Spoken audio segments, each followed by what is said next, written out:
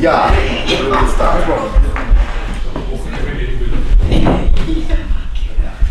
Good morning. Mr. Chairman, esteemed guests, dear ladies and gentlemen, on behalf of the Viennese Academic Association, it's a great honor and pleasure for me to welcome you in the location rooms of our organization. We are looking forward, I believe, to a very interesting conference with very, very specialized and well-informed lectures, with fruitful discussions, and I hope also with very good results regarding possible activities for the future. Let me give just for the first step some ideas regarding the organization which is hosting you today. The Viennese Academic Association and the Austrian Academic Association has founded exactly 70 years ago by Professor Reinhard Kamitz. Reinhard Kamitz was at this time Minister for Economics and Finance in the government of Julius Raab. He did the recovering and reconstruction of the Austrian economy after World War II, and he was a professor for economic and finance. He was a representative of the so-called Austrian School of Economics, and he founded the Austrian Academic Association as a place for intellectual exchange in the near surrounding of the Austrian People's Party, which had been a conservative organization at this time, but in the meantime, as you may know, is a relative leftist and cultural socialist party, which leads the future of Austria at the moment in a very, very wrong direction. Professor Kamitz was, on the one hand, a classical liberal in the tradition of the Austrian School of Economics. The most important and most prominent representative of this Austrian School of Economics was Friedrich August von Hayek, who also was Nobel laureate in the year 74. And he was, on the other hand, a conservative Christian. This also causes the very specific situation of the Viennese Academic Association. In the meantime, as I said, the Austrian People's Party changed their ideological fundament and direction, and therefore the Viennese Academic Association decided a little more than 10 years ago to separate our organization from the connection with the Austrian People's Party. So we are completely independent, and we are denominated to the aims of a free society which is embedded into the fundamentals of a Christian cultural tradition.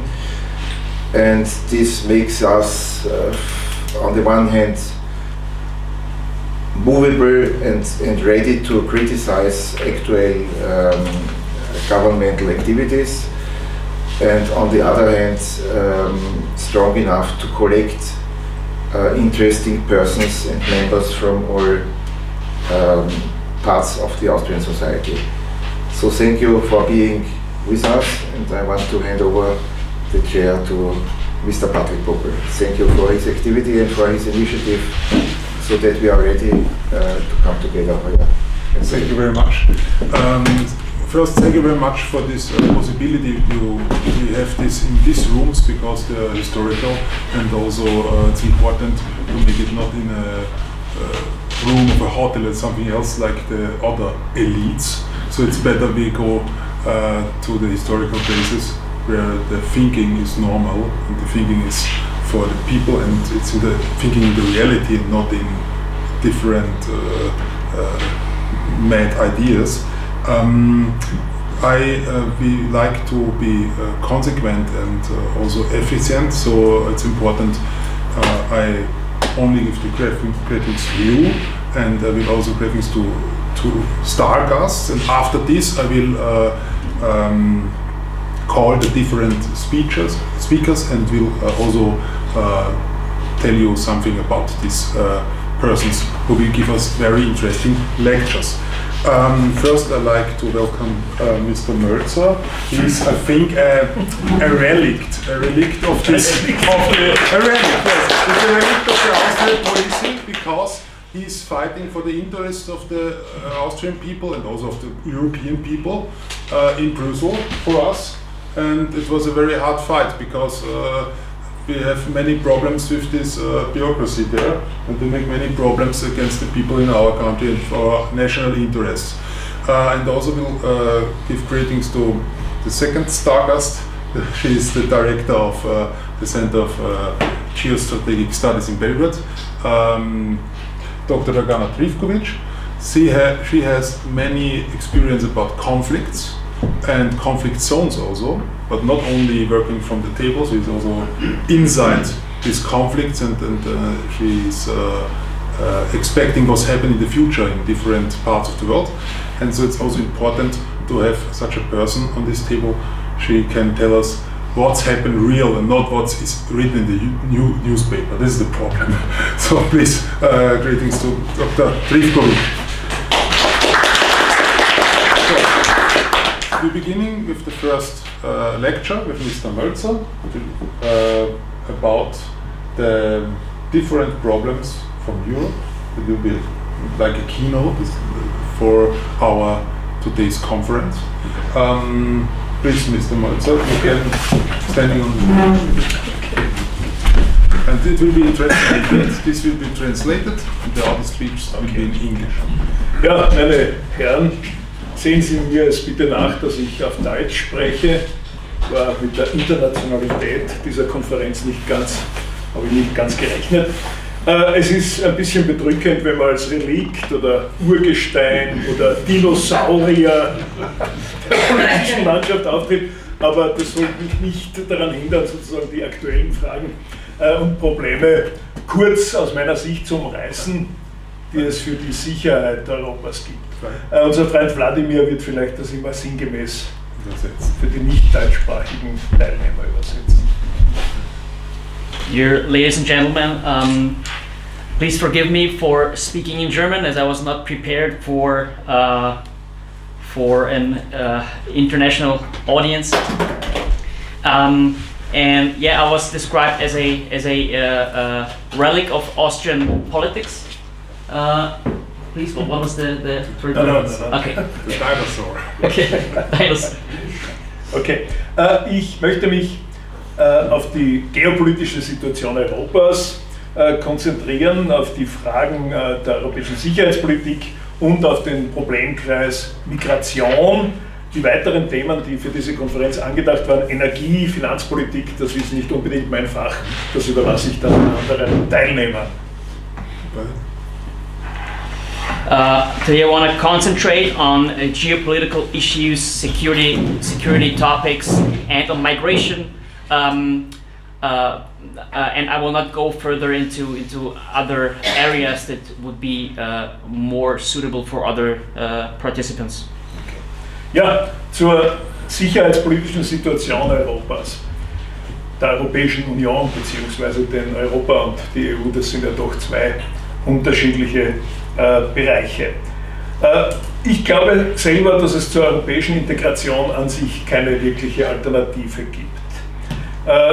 Es ist sicher nach 2 Weltkriegen und nachdem das ja ein europäischer Bürgerkrieg auch war, notwendig, dass die europäischen Nationen gemeinsam in die Zukunft gehen. Das ist einmal die Grundlage meiner Überlegungen. Vladimir, wenn ich bitte. I will talk about the security political situation in Europe, and in my opinion, there's no alternative for European integration, especially after 2 basically civil wars, European civil wars, which are the First and the Second World War. Das heißt aber nicht, dass ich den Weg, den diese europäische Integration einschlägt, grundsätzlich für fehlerlos halte oder für absolut sinnvoll. Ich glaube vielmehr, dass der Weg hin zu diesem integrierten Europa auf ganz andere Art und Weise vonstatten gehen muss, als er im Moment stattfindet. That doesn't, of course, mean that the way of how to pursue European integration cannot be done wrongly, in a wrong way, and there's certainly better ways to further these aims. Es ist uns ja klar, dass die europäische Integration, dass die Europäische Union nach dem Zusammenbruch des bipolaren Systems, das wir gehabt haben im Kalten Krieg, auf der einen Seite die NATO mit US-Amerika, auf der anderen Seite der Warschauer Pakt mit der Sowjetunion, dass Europa sich aus diesem System emanzipiert hat, auch durch die Aufnahme der ostmitteleuropäischen Nationen in die Union. We can say that after the fall of the bipolar system, that Europe has started to emancipate itself of the old order. Yeah, old order between these two, Warschauer Pact and NATO. Okay. Between the old order of the Warsaw Pact and the NATO bloc. Ja. Diese Emanzipation, die Europa hätte vollziehen müssen, ist allerdings auf halbem Wege stecken geblieben, beziehungsweise jetzt eigentlich rückgängig gemacht worden. Es hat zu Ende des vorigen Jahrhunderts Tendenzen gegeben, ein europäisches Sicherheits- und Verteidigungssystem zu entwickeln oder eine europäisierte NATO, also in erster Linie auch eine Abkoppelung von den USA. Diese Tendenz oder diese Versuche sind eigentlich stecken geblieben und jetzt eigentlich nicht mehr da, also sind obsolet geworden. The European emancipation got stuck halfway through between what was the two? The Europäisierung der NATO. Between the Europeanization of NATO. Und eben, das ist obsolet geworden, das ist also hinfällig. And the Europeanization of NATO has become obsolete.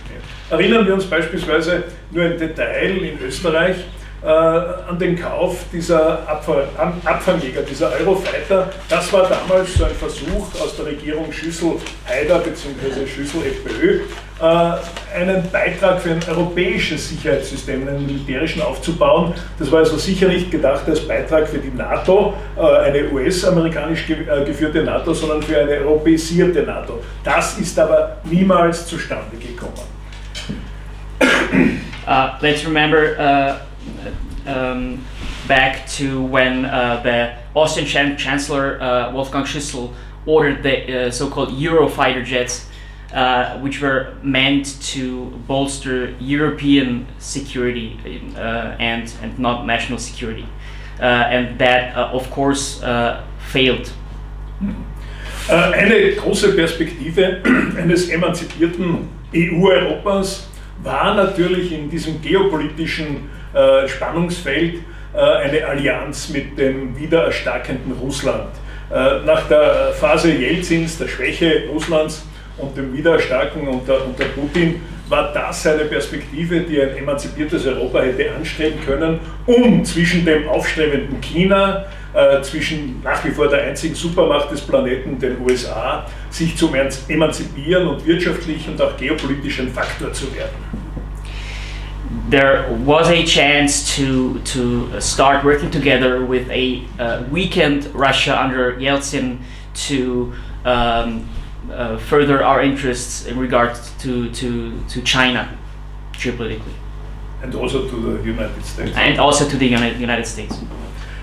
Diese Chance, die es gegeben hat und die sich in vielen Ansätzen angedeutet hat, das war das Verhältnis, man erinnere sich an die Rede Putins vor dem Deutschen Bundestag mit Standing Ovation, das war also dieser Weg, wo man gedacht hat in Europa, jetzt oder auch von russischer Seite, es wird sich so eine Allianz anbahnen, wobei der größte Flächenstaat der Erde, Russland eben mit seinen Rohstoffen, Europa mit seiner Technologie, mit dem großen Markt, diesen Faktor hätte begründen können, und das wäre die einzige Möglichkeit gewesen, um zwischen USA, zwischen China und auch anderen Bereichen aus der dritten Welt, Indien und, einen Faktor Europa oder Eurasien, könnte man sagen, einen Faktor der Geopolitik und der Weltpolitik damit zu schaffen.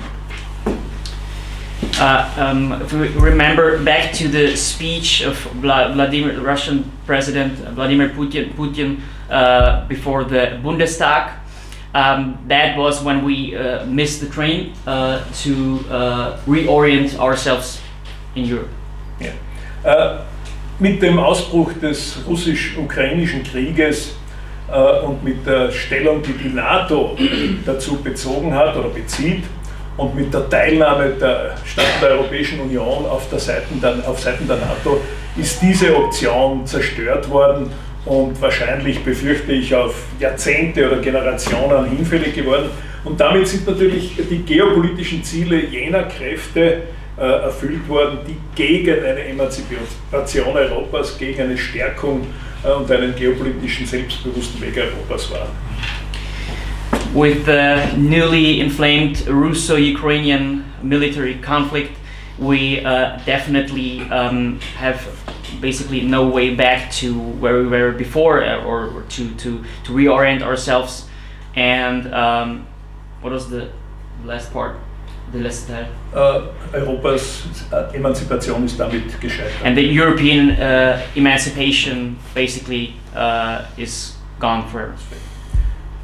Europa und die EU ist gegenwärtig ein Trittbrettfahrer der NATO, und auch die großen europäischen Nationen wie also die Bundesrepublik Deutschland und Frankreich sind eigentlich keine eigenständigen Faktoren in dieser globalen Auseinandersetzung, insbesondere auch jetzt im Hinblick auf den militärischen Konflikt zwischen Russland und der Ukraine. Diese Trittbrettfahrerrolle bedeutet, dass Europa geopolitisch und machtpolitisch eigentlich nichts zu sagen hat. The conflict made it apparent that the European member states are basically Western American vassals and have no say in the geopolitical theater. Im Gegenteil, Europa ist gezwungen, durch Waffenlieferung zur Verschärfung, zur Zuspitzung und zur Prolongierung dieses Konflikts beizutragen. Und es gibt auch negative Effekte im kleineren Bereich für Europa. Beispielsweise, wenn Sie die Visegrad-Staaten hernehmen, die ein Faktor der Vernunft waren innerhalb der Europäischen Union, die durch diese Geschichte jetzt auch geteilt oder wo es auch Konflikte gibt, beispielsweise zwischen Ungarn und Polen. Polen ist also ganz scharf auf Seiten der Kriegsverlängerer, würde ich jetzt einmal sagen. Ungarn hingegen bremst. Früher waren die ein Faktor gegenüber der Brüsseler Zentrale, jetzt sind sie dadurch auseinanderdividiert. Ungarn gilt als russlandfreundlich, Polen als ganz scharfer Gegner. We see it in the forced military assistance from the European states towards Ukraine. And we also see a disunity of the Visegrad states when we look at, for example, Poland, which is basically anti-Russian as opposed to Hungary. Aber auch was also die Rolle der neutralen Staaten in Europa betrifft, war das jetzt ein Faktor der Spaltung. Während also die Skandinavier, Schweden und Finnland versuchen in die NATO zu kommen, wenn also nicht die Türkei da bremsen würde, bleibt Österreich als Neutraler mit Irland quasi allein übrig und ist damit natürlich in der Rolle der Neutralität geschwächt. Ne? Weil ob Österreich, erstens gibt es ohne dies Kräfte, die in die NATO wollen, das wissen wir, aber ob dann die anderen, die für die Neutralität sind, das durchhalten werden. Ne? Früher war es leichter mit Schweden, mit Finnland und. Heute ist das nicht mehr. Auch das ist eine Folge dieser Mediatisierung Europas. With the accession of Sweden and Finland, we lost two neutral or bloc-free states in Europe, and Austria is one of the last really neutral states for the foreseeable future. Und auch im Hinblick auf die Parteien der Euro-Rechten, wenn man die so nennen will. Parteien, also wie es die FPÖ ist, wie es die Lega Nord in Italien ist, wie es die AfD in Deutschland ist diese Mediatisierung, diese Marginalisierung Europas verhängnisvoll. Und zwar deshalb, weil beispielsweise Rechtsparteien, die regieren, wie die Frau Meloni in Italien, aus Überzeugung oder aus taktischen Überlegungen, das wissen wir nicht so genau, auf die EU-Mainstream-Linie einschwenkt, wohingegen beispielsweise die FPÖ weiter auf der kritischen Position bleibt. Das heißt also, auch diesbezüglich in Bezug auf die euro-rechten Parteien ist das ein Spaltungsfaktor. Ne? Und das ist ja genau das, was die Vertreter dieser Politik der Marginalisierung Europas wollen. There's even a disunity amongst far-right parties, which consist of the AfD, the Lega Nord, and if you look to Italy, there Meloni pursues transatlantic policies, although she would be considered to be far-right. Wenn heute der Herr Zelensky im österreichischen Parlament als Videoschaltung präsent war gegen den Widerstand der Freiheitlichen als einzige politische Kraft, dann ist das ja sehr bezeichnend. Vor einem Jahr konnte man das noch verhindern mit dem Hinweis auf Österreichs Neutralität. Da war auch noch eine zweite kleine Partei dafür, dass das nicht stattfindet. Jetzt war das unisono, das politische Establishment mit Ausnahme der FPÖ hat diesem Auftritt zugestimmt, wobei ich entnommen habe der Übertragung, dass der Herr Zelensky nicht einmal die Antwortreden der österreichischen Vertreter der österreichischen Regierungsparteien abgewartet hat, sondern sich sofort wegschalten hat lassen. Now we have currently we have the speech of Ukrainian President Zelensky, and the right-wing party FPÖ was the only party in the Austrian parliament that opposed his appearance in the parliament. Ja. Tatsache ist jedenfalls, dass die Europäische Union durch diese Entwicklung mit Ausbruch des Ukraine-Kriegs, ohne jetzt dessen Ursachen oder Verschulden überhaupt thematisieren zu wollen, aber es ist einfach eine Tatsache, dass Europa, die Europäische Union, damit geopolitisch marginalisiert wurde, dass es selbst mit den etablierten politischen Kräften daran mitwirkt, freudig mitwirkt, wenn man den Herren und Damen, die also da täglich übers Fernsehen zu hören sind, glaubt. Und damit natürlich der Globalisierung und all den Tendenzen, die es durch die Globalisierung gibt, relativ hilflos und ohne Abwehr ausgeliefert ist. Das ist meines Erachtens der Befund. Und damit komme ich eben zum zweiten Bereich, den ich ausführlich besprechen möchte, die Migrationsproblematik. Regardless of who's to blame for the Russo-Ukrainian conflict, the EU voluntarily let itself be marginalized by external forces, and the geopolitical standing of the EU is damaged for the foreseeable future. Let me now get into the next topic, which would be migration. Wir wissen alle, dass es Migration natürlich immer gegeben hat. Ne? Nicht nur, dass der Homo sapiens vermutlich doch aus afrikanischen Gefilden vor 30.000, 40.000 Jahren eingewandert ist. Ne? Ich diskutiere ständig im Fernsehen mit Leuten, die sagen, ja, meine Großeltern sind ja auch gekommen in der Monarchie erst nach Österreich, und ich sage, ja, meine Vorfahren sind auch vor 1500 Jahren gekommen. Ne? Das stimmt alles, also Migration hat es immer gegeben, das ist klar. Of course, there's always been migration. The Homo sapiens came into Europe many thousands of years, tens of thousands of years ago. And when people tell me that their grandparents also migrated to Central Europe, I tell them that yeah, my ancestors as well, the Homo sapiens came into Europe tens of thousands of years ago. Aber all das sind natürlich keine Argumente für das völlige Laufenlassen von Massenmigration, die ja verschiedenste Ursachen hat. Ne? Zum einen mag es natürlich Krieg oder Bürgerkrieg sein, der Migration auslöst. Und dass der Krieg in Syrien eine der Ursachen war für Migration, steht außer Frage. Dass Bürgerkrieg in irgendwelchen schwarzafrikanischen Ländern Ursache ist völlig klar. Krieg und Bürgerkrieg also als Ursache. And these often used arguments are, of course, no excuse for letting migration get out of bounds. There's reasons for migration, and these are, for example, wars and civil wars in other countries. Ja. Der zweite Faktor sind natürlich Elend und Hunger. Schlicht und einfach ist es so, dass es doch eine Reihe von Failed States gibt, quer über den Planeten, vor allem auf der südlichen Halbkugel. Auch da ist nicht die Frage, wer ist schuld daran, dass es eigenes Unvermögen ist der Menschen, dass es Korruption ist in den politischen Systemen oder auch eine fehlgeleitete europäische oder westliche Unterstützung oder wie soll man sagen, Hilfeleistungspolitik. Ne? Auf der anderen Seite die Behauptung, dass das immer nur eine Folge des bösen Kolonialismus ist auch lächerlich. Ne? Wir wissen, dass gerade in Schwarzafrika seit der Dekolonialisierung derart viel an Korruption und an, wie soll man sagen, korrupten Eliten die Länder in den Abgrund geführt haben. Also da immer den Kolonialmächten, den ehemaligen Europäischen, die Schuld zuzuschreiben, ist absoluter Humbug. There's also, of course, economical reasons for migration.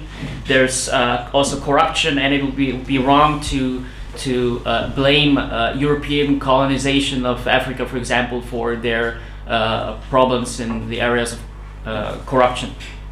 Und dann gibt es natürlich noch Klimakatastrophen oder Naturkatastrophen.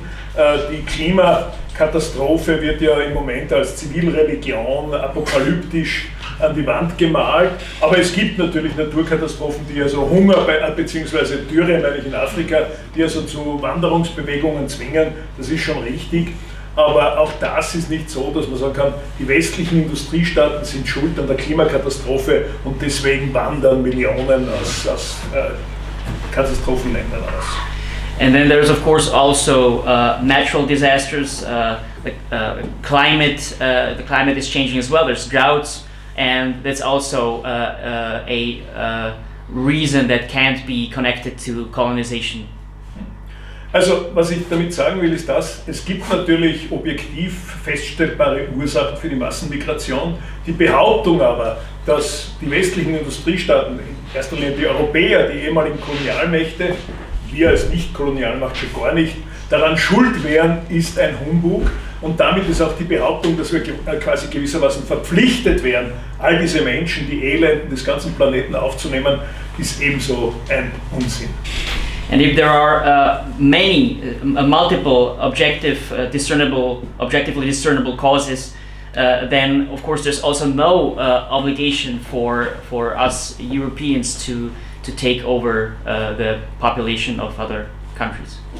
Wir wissen natürlich, dass die Massenmigration, wie sie stattfindet, wenn 100 Millionen angeblich in Migration begriffen sind quer den Planeten und wenn Europa die alle aufnehmen würde, dass das letztlich bedeuten würde, dass unsere Sozialsysteme, unsere politischen Systeme, unser Gesundheitswesen auch völlig ins Chaos stürzen würde. Das heißt, wenn das so wäre, wenn wir alle Beladenen und Elenden der Welt aufnehmen würden, würde das bedeuten, dass wir selbst unsere Gesellschaft ins selbe Elend stürzen. Das heißt, Europa würde, und ist ja ohne dieser Weg darauf, ein Staat, wie es in der dritten Welt war, zu werden. And our social security system and health insurance system, his systems are, of course, not able to bear the costs of taking over populations from all over the world. Das heißt, auch christliche Nächstenliebe im wohlverstandenen Sinne kann sich nicht in formalisierter, politisch korrekter Fernstenliebe erschöpfen, die niemanden nützt und nur unsere eigene Stärke ökonomisch, sozial vernichtet. And of course, political correctness won't help anybody, and especially not ourselves. Wir wissen, dass das, was an Migration geschehen ist bereits in den letzten Jahren und Jahrzehnten, ohne dies die europäischen Sozialsysteme, speziell auch in Deutschland, Österreich und Skandinavien, ohne dies bereits in einem Maße geschädigt hat, dass es wahrscheinlich oder möglicherweise schon irreparabel ist. The damages that had been sustained by our social security systems, for example, in Germany and Scandinavian countries, are maybe even irreparable. Es ist vielleicht schon 5 nach 12, das kann durchaus sein. Dennoch ist die Politik oder wäre unsere verantwortliche Politik natürlich aufgefordert, das Schlimmste zu verhindern, und das wäre wohl nur mit sehr harten ordnungspolitischen Maßnahmen möglich.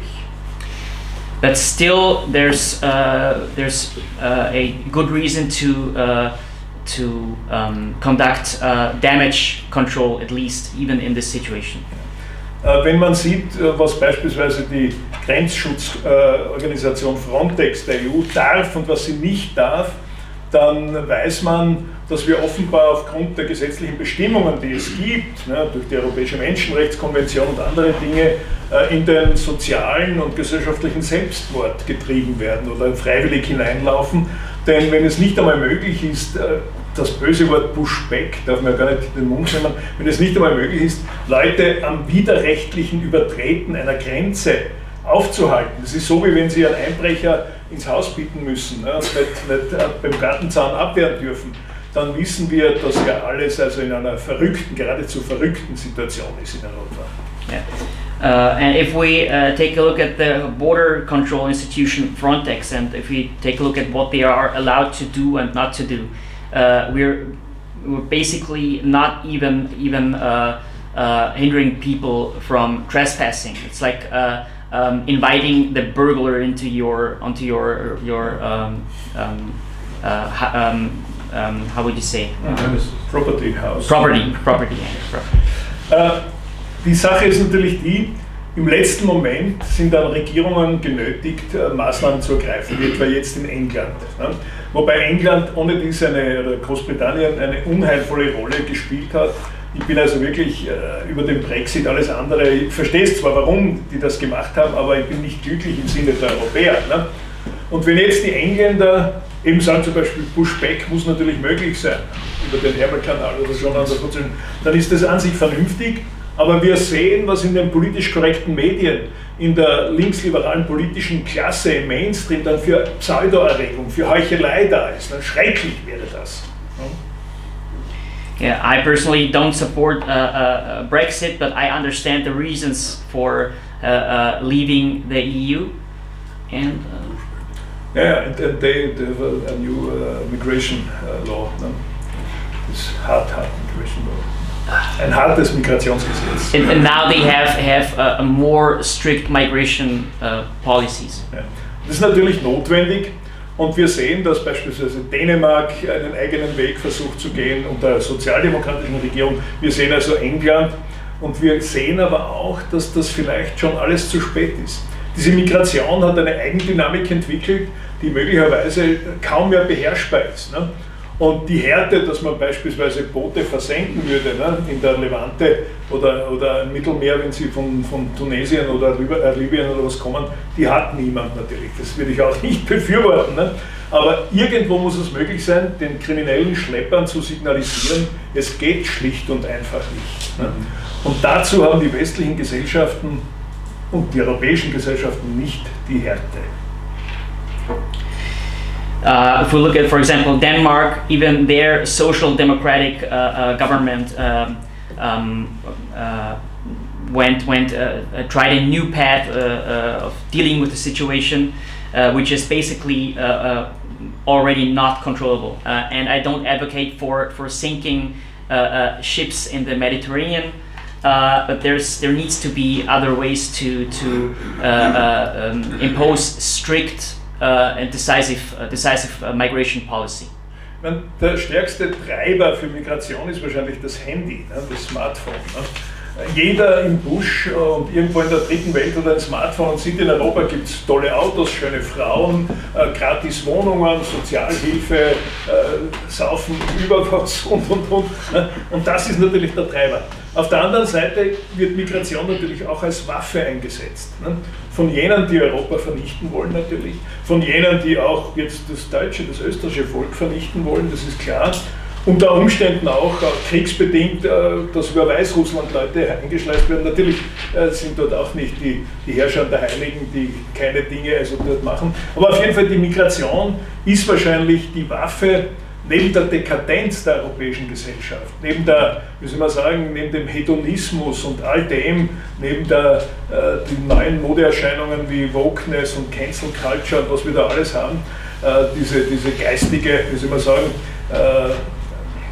Veränderung der europäischen Menschen, der europäischen Kulturen, ist die Migration natürlich die Waffe, um uns endgültig zu vernichten. Das ist völlig klar.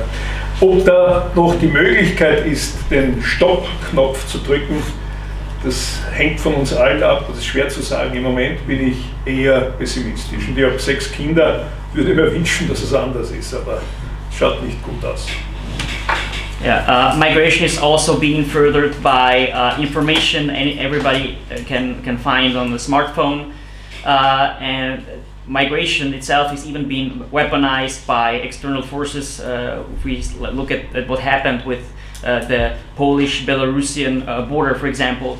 And another factor, of course, is our own decadence and hedonism, the new factors of wokeness and cancel culture are also even more further destabilizing the situation.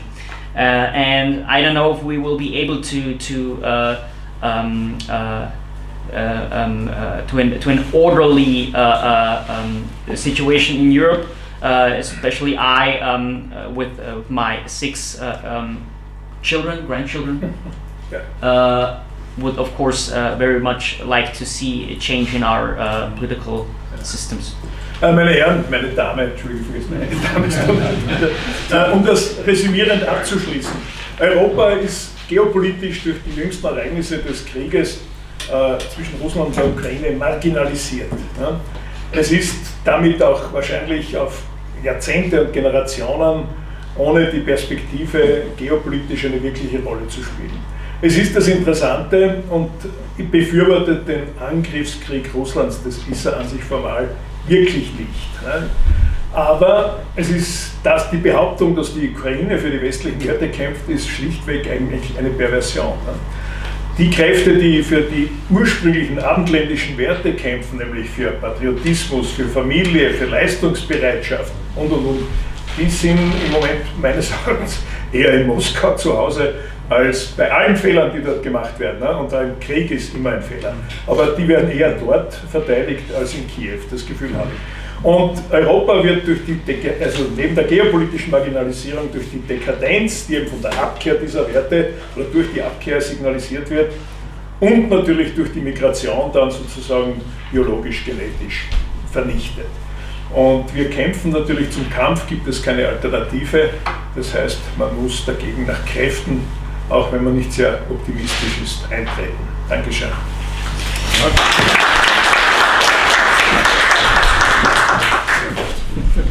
Ladies and gentlemen, the marginalization of the European bloc is a fact, and the EU, it seems, will not play any further important role in geopolitics. I do not support the Russian special military operation, and at the same time, I don't think that Ukraine is fighting for Western values. I think our values are even maybe more fought for in Moscow than in Kiev. It's decadence and migration that will biologically and genetically destroy our populations. Thank you for your attention. Und ich danke dem Wladimir für seine tolle Übersetzung.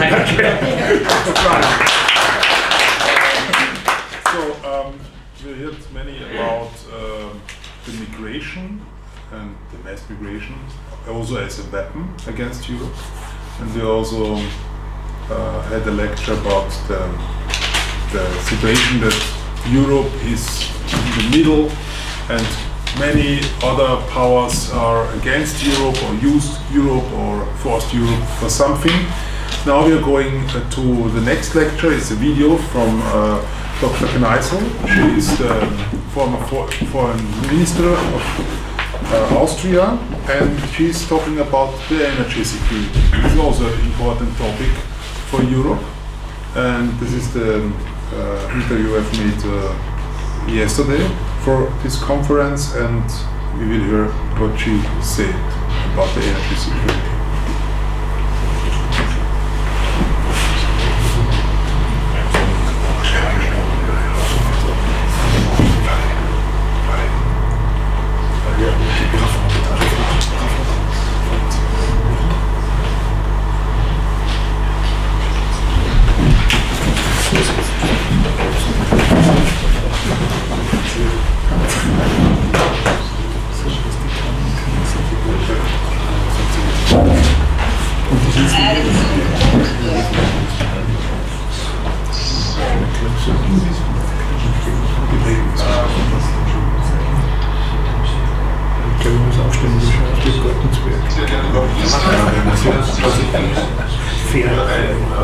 einen runden Tisch, der sich mit sicherheitspolitischen Fragen Europas auseinandersetzt. So we must talk in English and usual parts are in English. You are not only the former foreign minister of Austria, you are also an expert for energy supply and energy security. And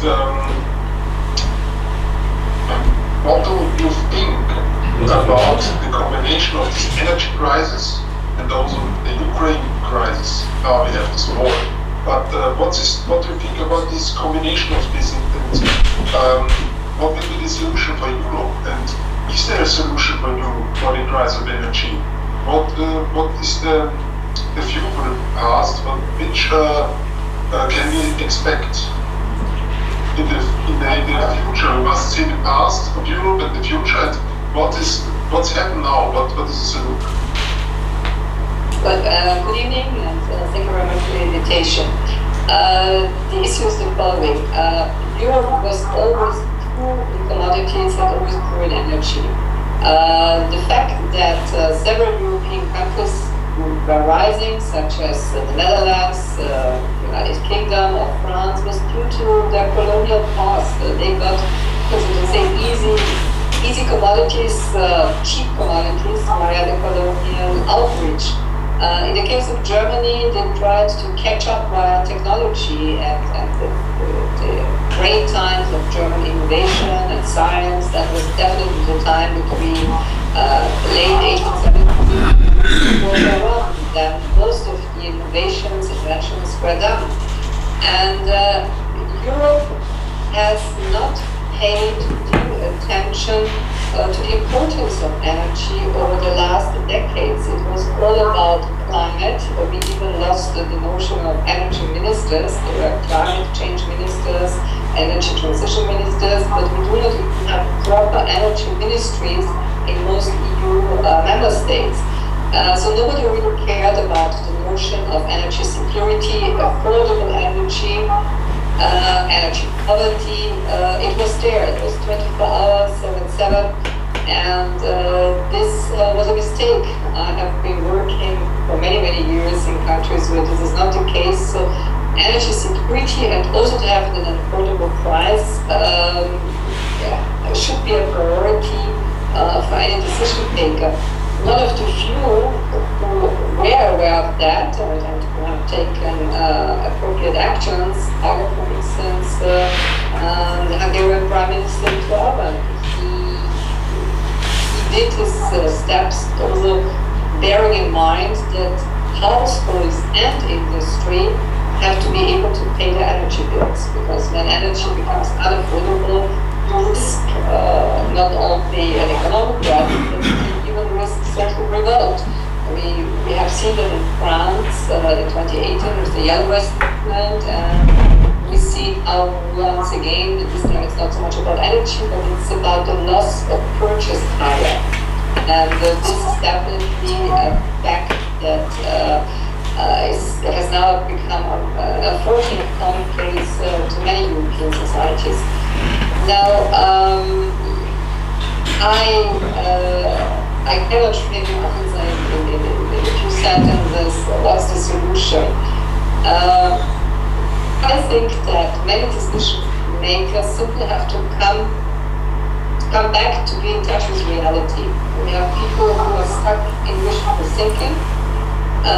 They really believe that you can move out of fossil energy. They believe that you can do something like a zero carbon industry, which whenever you speak with people from the industry, they think it's not possible, it's physically not possible. So let us be a little bit more honest, more realistic of what is possible, what is not possible, because in the end, there is no such thing as an innocent energy. I'm not aware of any energy that is so environmentally friendly and so easy to produce and to consume without any harm. That doesn't exist. So more realism and move out of this black and white thinking and the way the Russian Federation has been rebuffed by the West by and large, has led to a tremendous boomerang, not only in the energy sector but also in the financial sector. And so, well, one should move out of this white and black thinking and behave like adults. Yes. So you mean that the biggest problem is this controversy between ideology or good thinking or something and the reality. This is the problem. Also about the future energy, like to have Mosey about this economic war against Russia. So here is not we have two different realities. The reality what's happened and the reality that we are thinking about. This is the biggest problem. Unfortunately, yes, we've got to live in a parallel universe, to be stuck in wishful thinking, or as I always keep saying, teenagers versus adults. The right of people who are between 12 and 16 to show their emotions. When they are unhappy with reality, they close themselves up in their room and don't speak to the rest of the world. Yes, this is the right of teenagers when they try to get mature and they live through frustrations, and if everything goes smoothly, they turn adult and they accept certain frustrations and they accept that everything is possible. But there is unfortunately a very childish behavior, very emotional behavior on the side of many Western governments. And it has nothing to do with age. There are people who are 60 who don't behave in a pure way. Thank you for your comment and for your analysis about this, because we are discussing tomorrow at our conference what's going on in Europe, not only about the Ukraine war, not only about mass migration or something else, also for this energy sector. And thank you for this expertise, because you're a good expert about this. But now in different conferences they're not experts, they're only ideologists.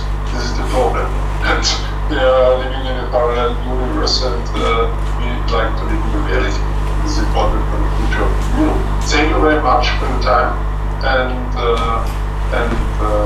I hope we have the next time also a new roundtable, a new conference, and we can also talk about this. So thank you very much, and greetings from Vienna to Viva. Thank you very much, and I wish you a successful weekend. Bye-bye.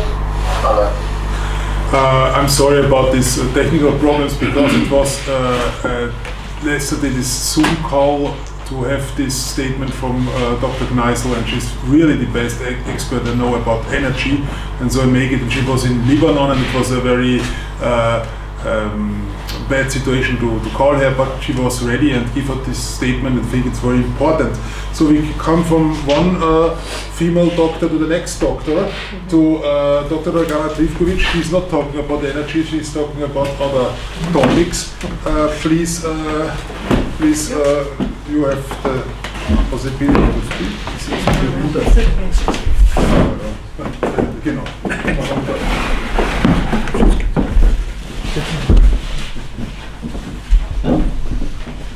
Good afternoon to everyone. Thank you for the invitation. I'm very happy because I'm today with you, and that we have opportunity to speak openly like this. I know that today it's a very hard situation, in the sense that it's very hard to organize some event and to speak all openly, because we live in the time of censorship and under very big pressure. We mentioned to live in the democracy, in the democratic world, but we are now aware that we live in the under other circumstances. So my topic is problem of Kosovo, because it's the main problem for Serbia. I know that the other European countries have the other problems, very big problems, like migrations, like energy supply, and so on. But for Serbia, this is one of the biggest problem. And of course, Serbia is not the member of EU, but it's a candidate for EU and also have some obligations and some moves that she needs to, some steps that she needs to do according to our process of European integration. So I will mention that last week was the 24th anniversary of NATO aggression over Serbia, of bombing Serbia or former Yugoslavia. So from from 24 years we didn't move much, but this process of creating so-called independence Kosovo is on the final step, I will say. So I will begin. I will try to be short, but to say just very important things. I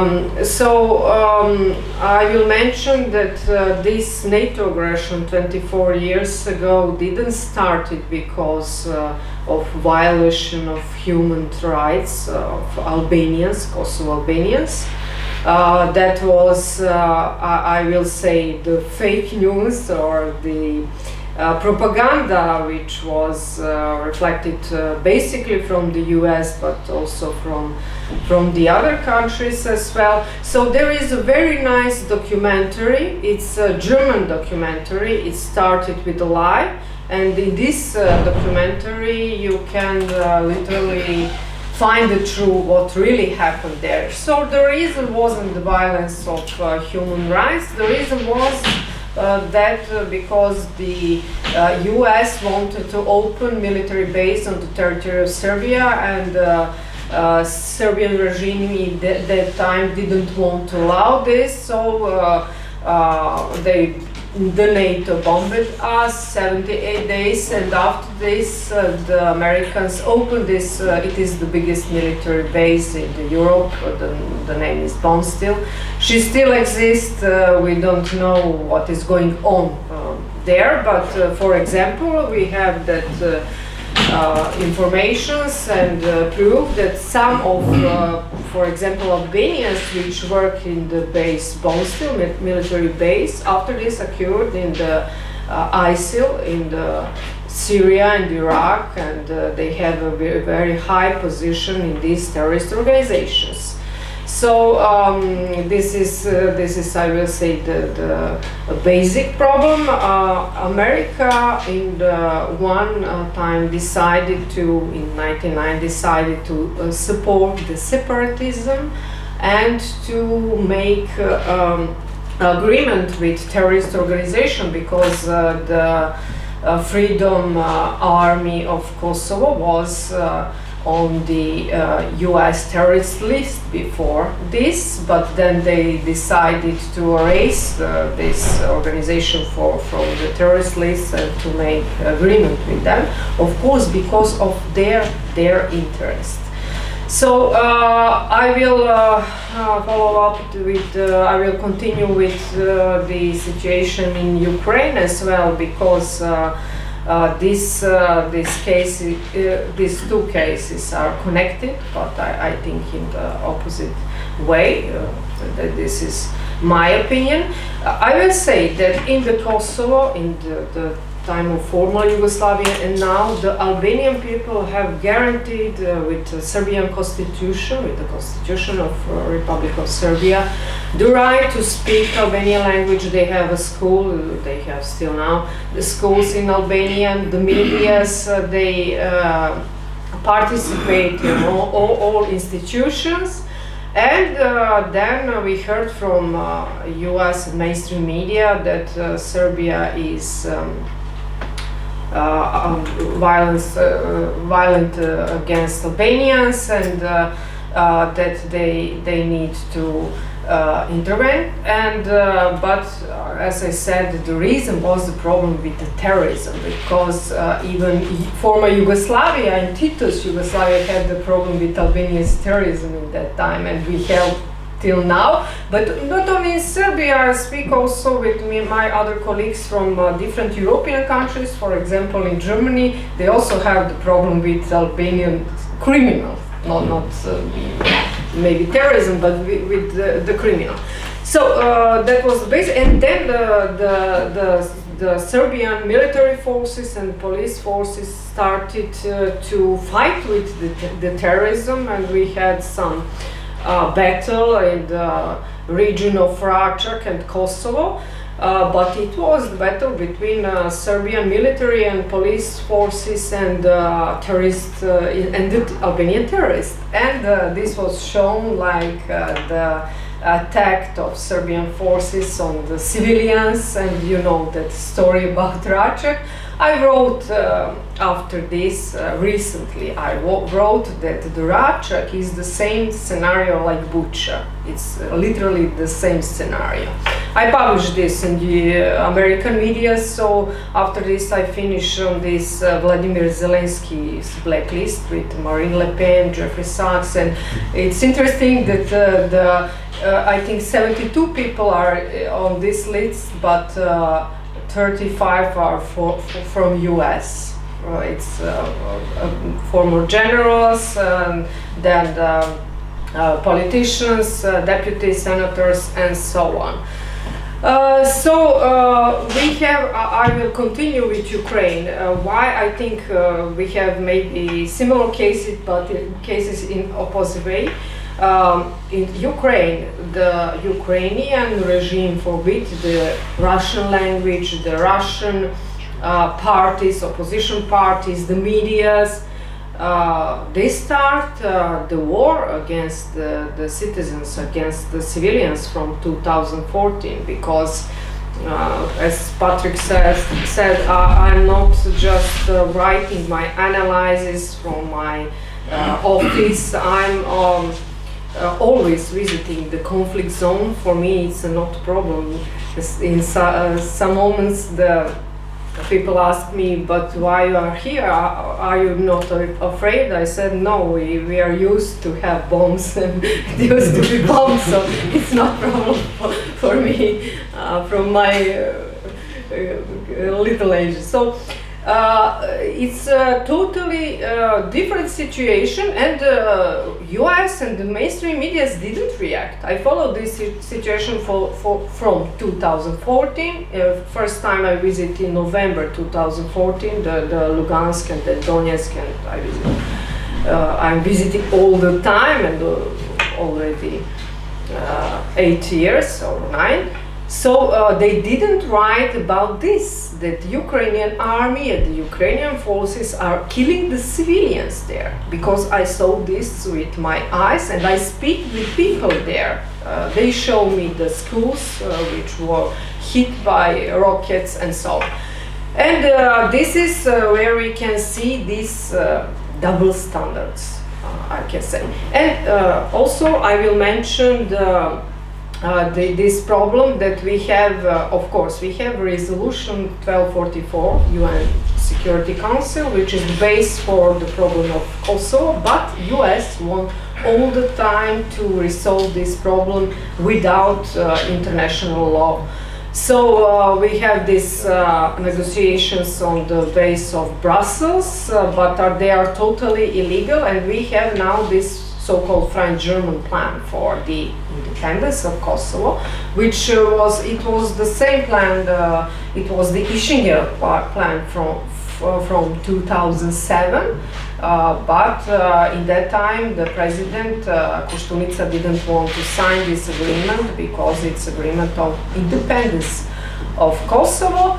And now the Brussels and of course the America in the first way, because it's American project, is pushing the Serbia to sign this agreement, to agree on this project and to abolish practically NATO and we should say that was right to be bombed, and it's totally okay, and it was our guilty, but I don't think so. And on the other hand, you have this Minsk agreement, and we heard from Merkel and from the other European Polish politicians that they didn't plan to implement at all. So what this means? This means that the international law exists when it's necessary, and when it's not necessary, then don't exist.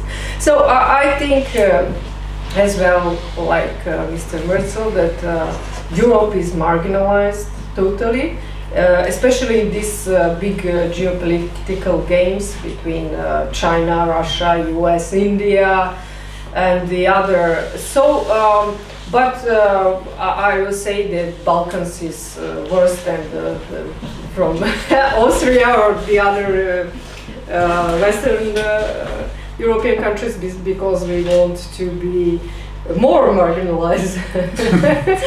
So it's a joke, but it's a reality.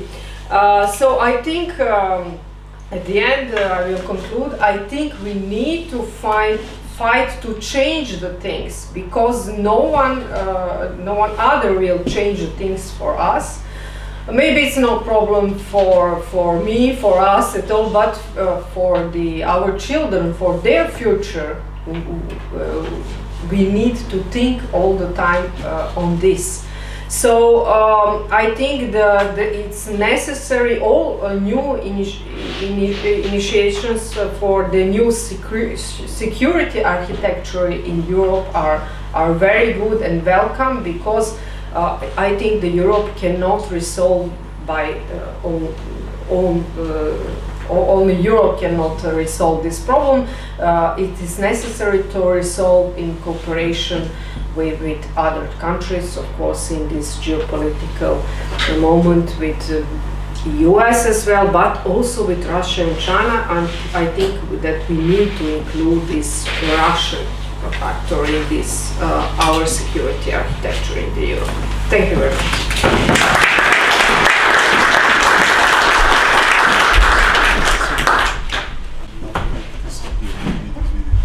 Okay. This is the first video. This is my very good friend. He was the commander of NATO forces in the Kosovo in '99, French General Jacques Augar, and after this he resigned and wrote the book Europe Died in Pristina. Because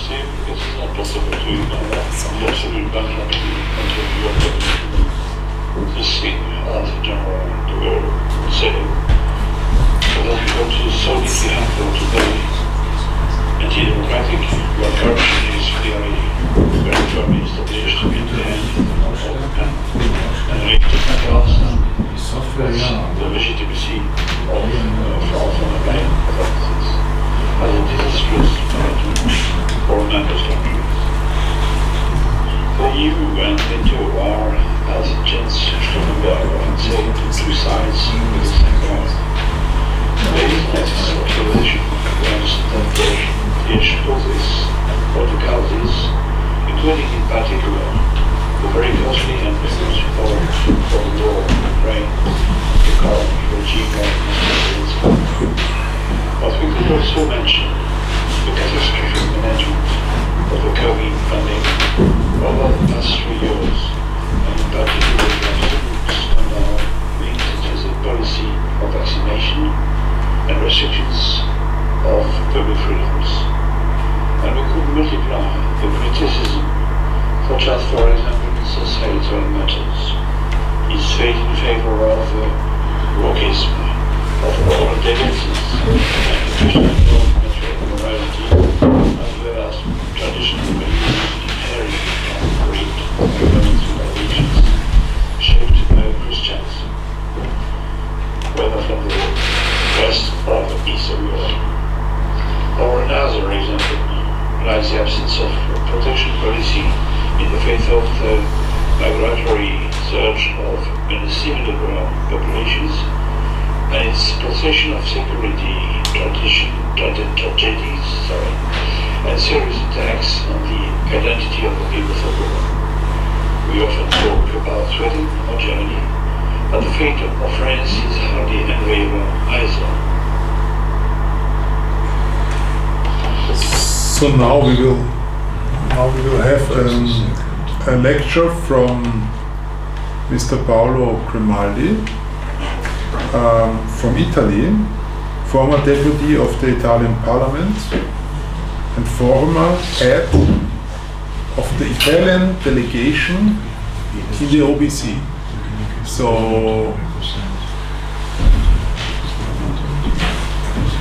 Lega Party.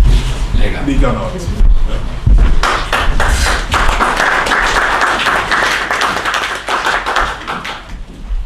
So first of all, thank you very much to all of you and for the invitation. It's proud to be here and be able to listen to very interesting speeches. And I would like to give you a contribute, trying to be original about the general situation. Because you know, we are watching what is happening now in Ukraine, but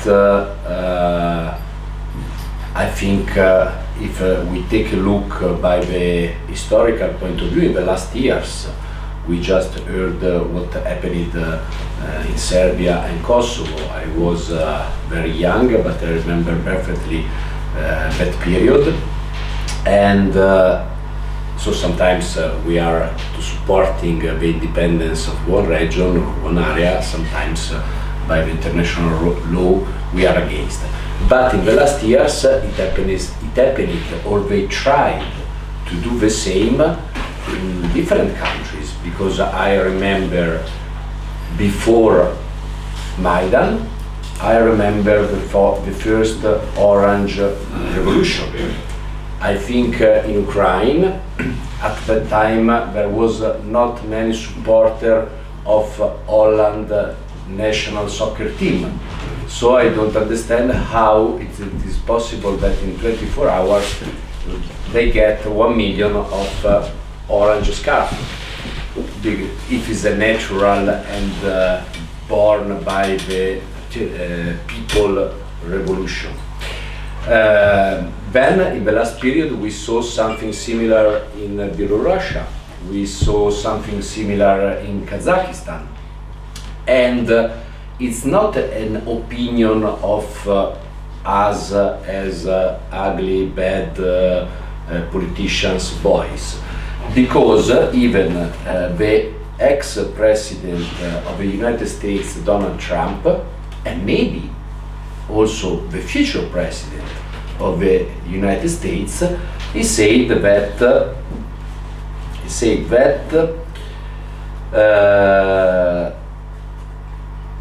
who is ruling now the United States is ruling, destroying any way of peace, that instead to take care of Russia, of China, in this moment is more urgently for the peace to take care about who is ruling the United States.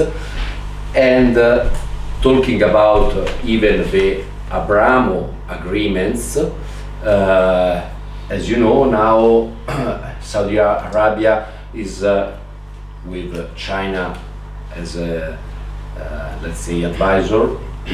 They made a new agreement with Iran, and even between Syria and Saudi Arabia. So I think that everybody can be agree, and even many politicians very important in the United States as Donald Trump, that actually the administration of the United States is a total disaster to protect the peace in the world. And I want to try to be original, underlining you what is happening close to my country, because in the last days the President Biden asked to the International Monetary Fund to not help Tunisia. Tunisia, as you know, is a little country in the North Africa, of course, is not Denmark by the economic point of view and by the political point of view. But now, in this moment, in Tunisia, there is a president that he is against the illegal immigration, and he is trying to make a respect of some rules. And I don't understand which is the concept of democracy when the President of the United States is asking to the International Fund to not help Tunisia because they have to do some reforms. Which kind of reforms? The reforms that they want by the Biden administrations, or the situation that will be useful for my country to stop illegal immigration. And in this moment, even our foreign minister, that is not of my political party, he is of the political party of Berlusconi, so let's say that he is a moderate politician man, he said that United States gave the stop to the International Fund, but this is not good for the situation in Tunisia, because we have to help immediately to Tunisia to make them able to respect the rules, for example, against illegal immigration. Because maybe I'm guilty to think bad, but you know that when you think bad, many oftentimes you are thinking in the right way. Probably they are talking and they are having this kind of policy because they want to support illegal immigration to destroy in a faster way the identity of Europe. Because as you can understand, in our towns, when the process is even crystal, because they support illegal immigration, they give citizens in an easy way, and it becomes even difficult to win the election for everybody who want to try to protect any kind of identity. It can be religion, it can be language, it can be historical, it can be whatever you want, and you can see it especially in the cities. In the countryside is still hard, and it's pretty funny that there is a foreign far administration in the specific the administration of Biden, that instead of taking care to the respect of international rules and the sovereignty of other countries, is trying a kind of blackmail to change a government. And in this blackmail is indirectly blackmailing even Europe or my country, because we don't understand why he has to give this kind of orders to Tunisia. So this is an important example because it's happening in these hours, in these days. But if you take a look about the situation is absolutely the same all over the world. And I conclude telling you one thing, that unfortunately Europe should be strong, but as usual it's a total disaster. But if you take a look around the world, it's the Biden administration that, by my opinion, is responsible of this awful situation and this big risk of getting a bigger and bigger situation of war, is criticized also by many other important countries, not just China or the behavior of India, but it's enough to take a look to the declaration of the president of Brazil, the declaration of the president of Mexico, the president of Bolivia. So just Europe is blind and not able to see the disaster of behavior of the Biden administration. So honestly, I really hope that Trump could be able to go back to take the position of the President of the United States. Even I know it will be very hard and long process to arrange all the disaster of Mr. Biden and his administration. By the way, thank you again for the opportunity to be here with you.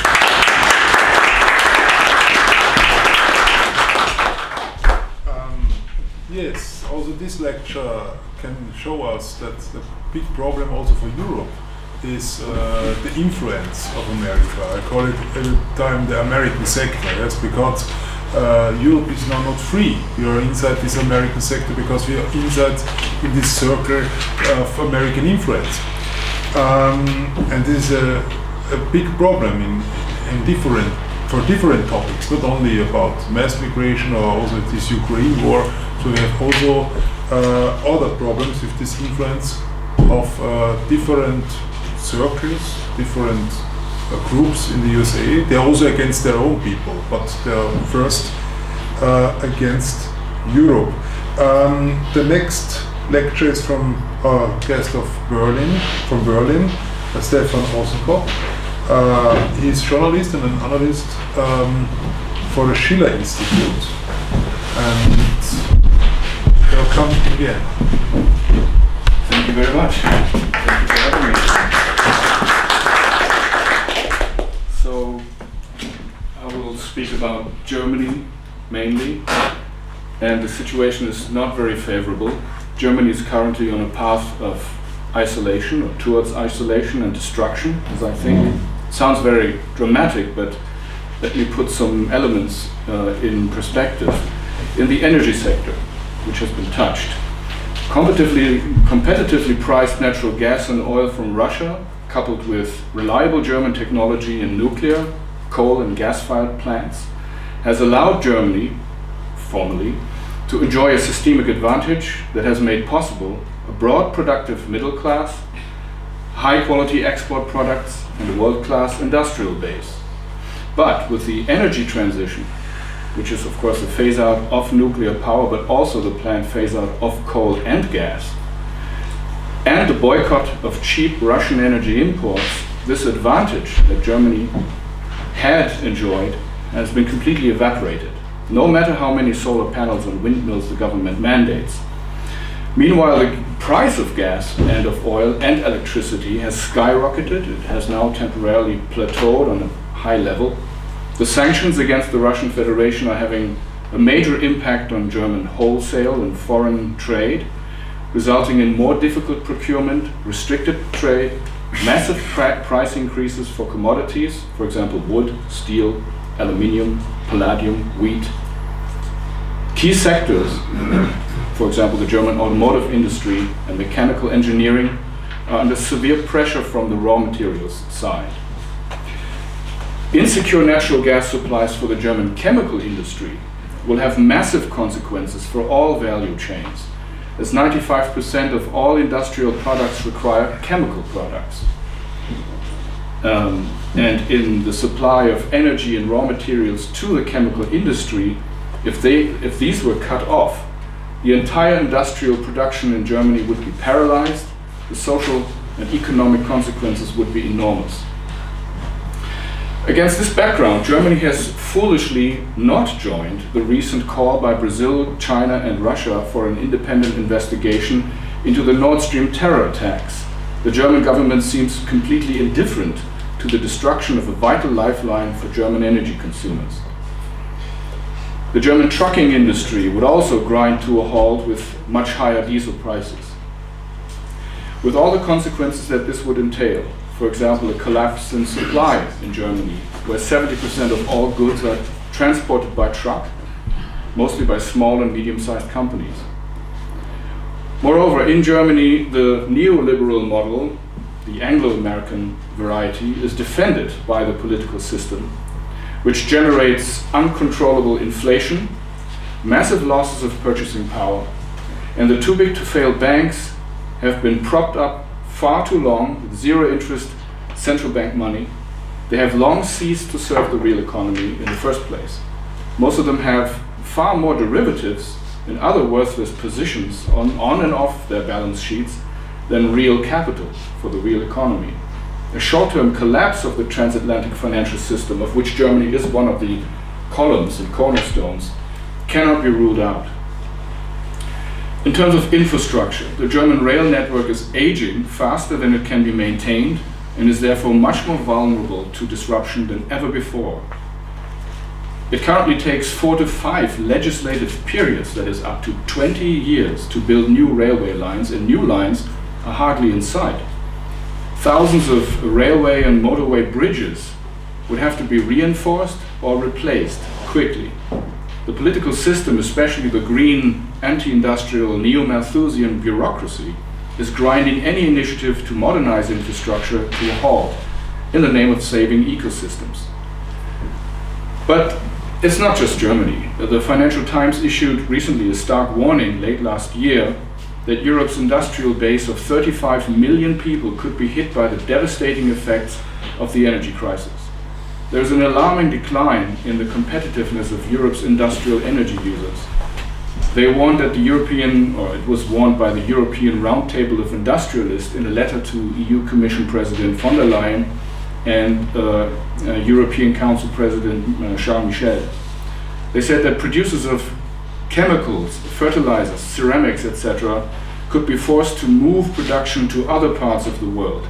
Steel, paper, glass, automotive, zinc, aluminium, silicon, ammonia production are all facing massive increases in energy costs, and so the process of deindustrialization is well underway. As if this were not bad enough, Germany insists on intensifying its systemic rivalry with China.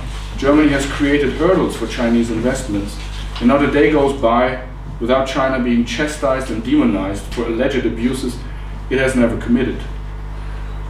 So, what does this all mean for the German citizens and for democracy and how they experience it? From my analysis, Germany's cities and towns are in a free fall collapse with no end in sight. A significant number of mayors and district councils are now publicly sounding the alarm that they are extremely worried about maintaining social peace. The insolvency of a significant part of the German population is also imminent, which will have a short-term impact on tax revenues and public spending. If electricity and gas bills cannot be paid, the housing industry, municipal utilities, and service providers will be hit very hard. Company closures and production cutbacks will lead to short-time working and unemployment. This development comes at a time when cities and municipalities are already under great stress due to the year-long restrictions imposed by the corona lockdowns, by a massive influx of refugees, the lack of affordable housing, and the ballooning bureaucracy. It is now openly stated that people's trust in politics and administration is declining, and that the democratic system is seen as incapable of solving the most pressing problems. Many citizens, businessmen, local officials have realized that this is not a crisis within the system, but a crisis of the system, of the neoliberal model, which puts the profit of a few above the interests and living standard of the general population. Now let me turn the page and say, if this were a one-way street, things would not look very good, and many people and business leaders in Germany see it exactly in that way as I'm describing it. But they don't have much hope that any mainstream political force will be able to turn things around and return Germany to a normal path of growth. But thankfully, and this is my point I'm trying to make now, this is not the whole picture.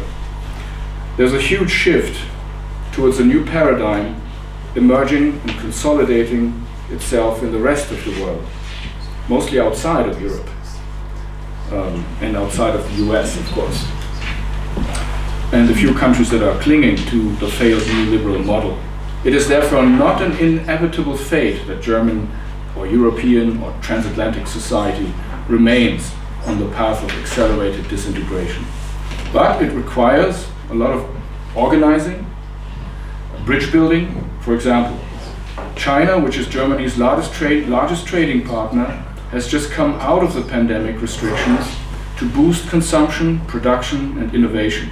Even the International Monetary Fund, by no means an institution that helps make the world a better place, even they have said that China will again contribute to more than 30% of global growth, and India 15%.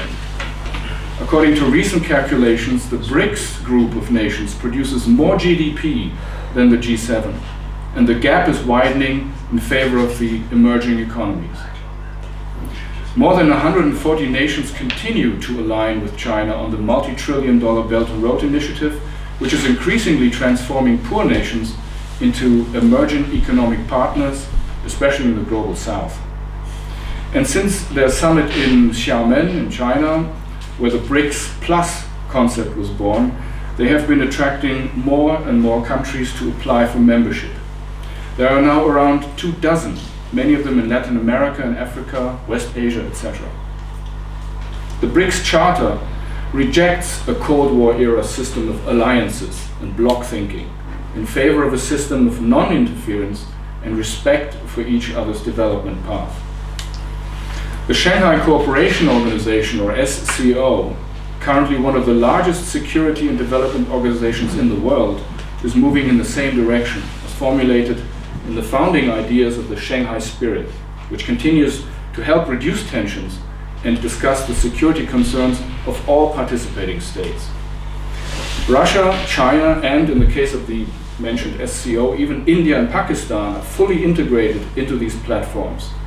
The calculation of the Western power elites, including the German government, to bring the Russian economy to its knees, to collapse the ruble, to isolate Russia by forcing everyone to support sanctions and bans on Russian trade and exports, has backfired terribly, especially on Germany.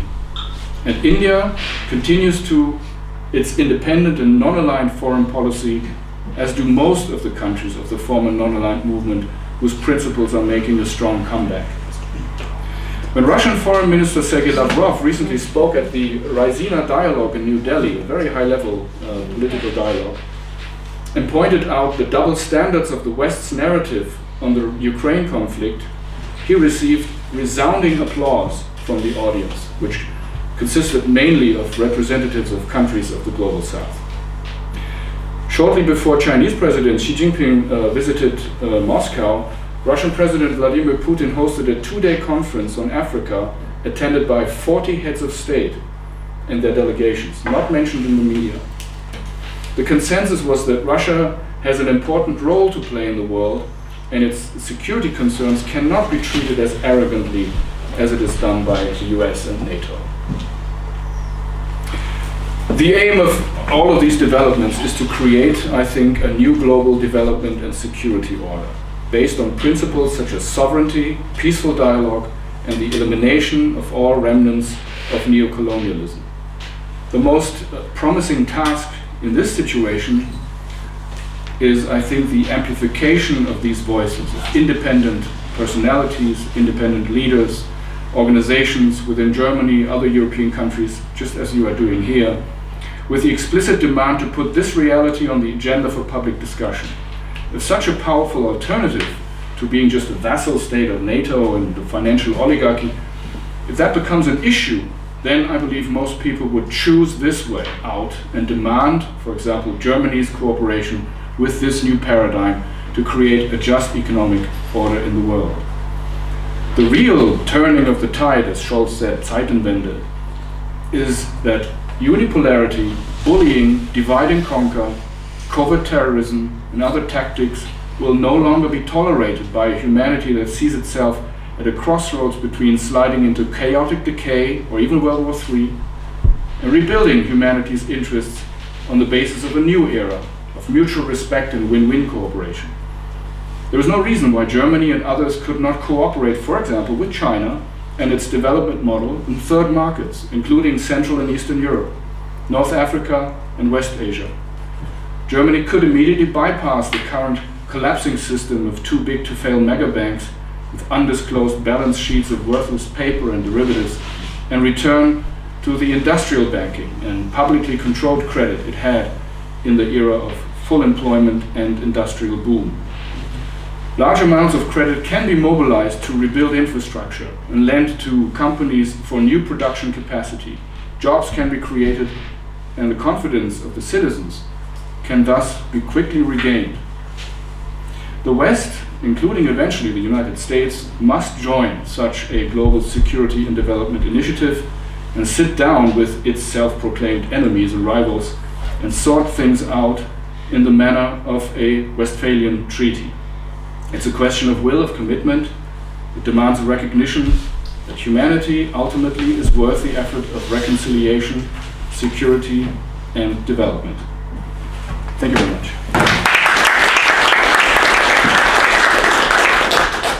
Thank you very much. We can see that the world is changing. Everything is changing, every part of the world. And poor countries will be rich and rich countries go poor. And we can see also the world is working and Europe is sleeping, and this is a big problem for the future. We have only 3 lectures, and after this we have to break.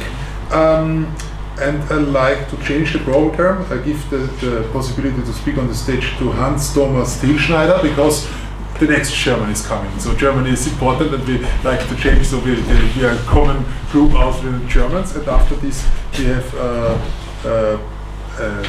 2 more lectures, but Hans-Thomas Thielschneider is a member of the Parliament of Sachsen-Anhalt and the second German of the fraction, the first from the AfD. So thank you very much for this introduction. When I received the invitation to today's meeting at somewhat short notice last week, and you were considering what I could speak on, I suggested the topic of Islamic politics.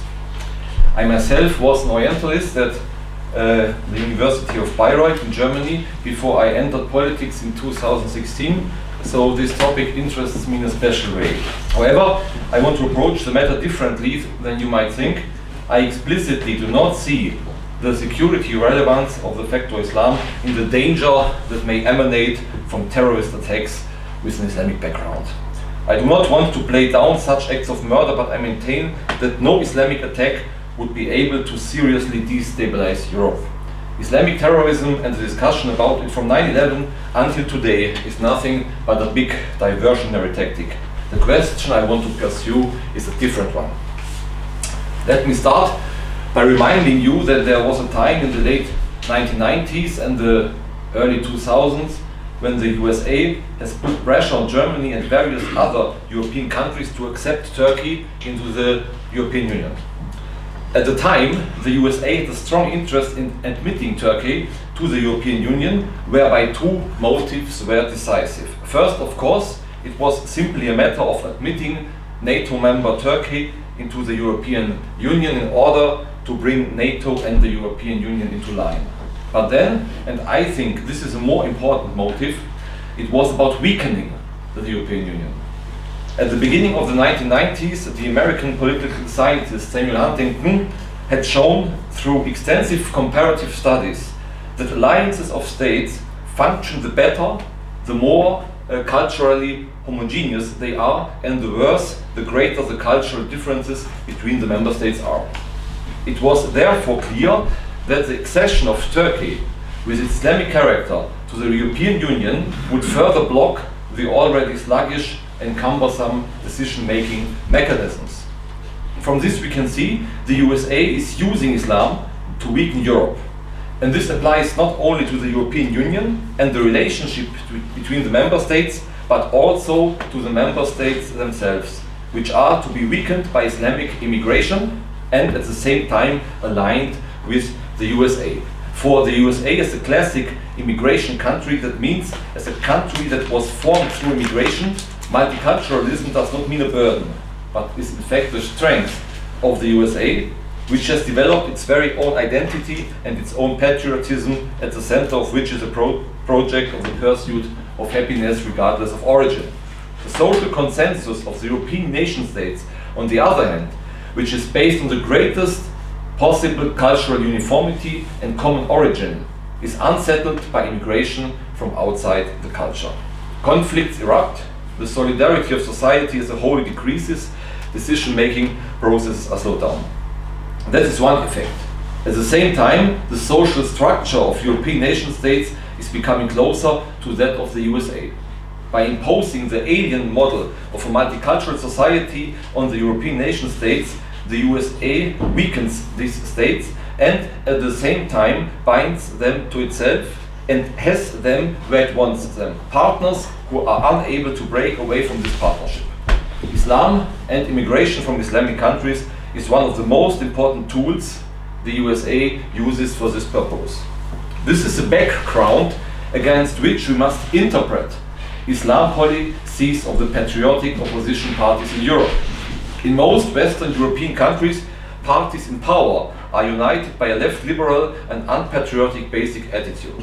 The opposition, on the other hand, is predominantly right-wing patriotic. For the moment, this is true at least for Germany, Austria, Spain, France and Holland. The right-wing patriotic opposition claims to be critical of Islam in the broadest sense. Although closer examination shows that a superficially critical attitude to Islam conceals two opposing basic attitudes. In other words, there is a globalist and an anti-globalist way of being critical towards Islam. The globalist critique is characterized by A. Criticizing Islam for refusing to join the rainbow circus, and in general for not sharing the so-called Western values. Example, a right-wing party declares itself in favor of a rainbow parade because this annoys Muslims. B. Criticizing Islam in Islamic countries. This line of criticism of Islam has been vocal in the face of current events in Iran and has distinguished itself by criticizing the legitimate Iranian government. C. Criticizing Islam and demanding that it reforms itself. An example would be the Ibn Rushd Mosque in Berlin, where a liberal feminist Islam is preached. This mosque is supported, for example, by the AfD politician Beatrix von Storch. What this critique wants to achieve is a multi-compatible Islam that fits into prevailing politics. The goal is a globalist and delocated Islam that is at home all over the world.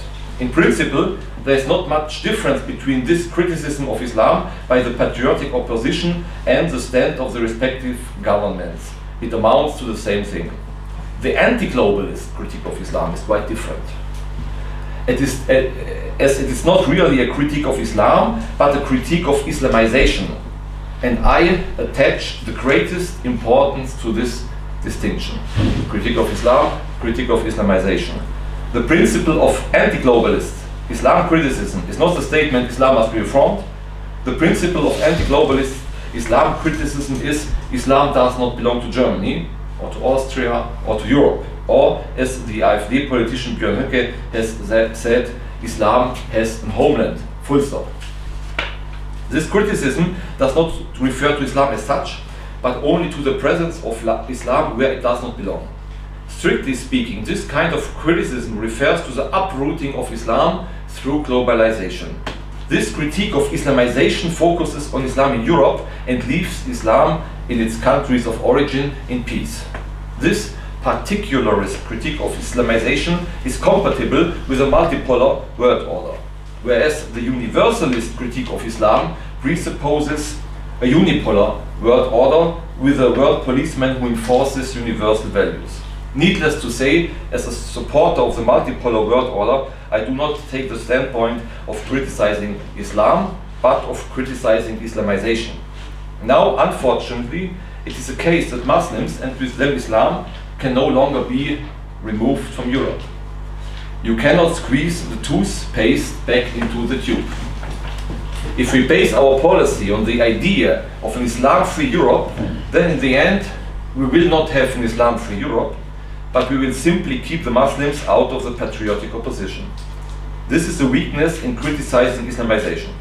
To succeed, we must dare to develop a different Islam policy, which applies our basic attitudes to our present situation.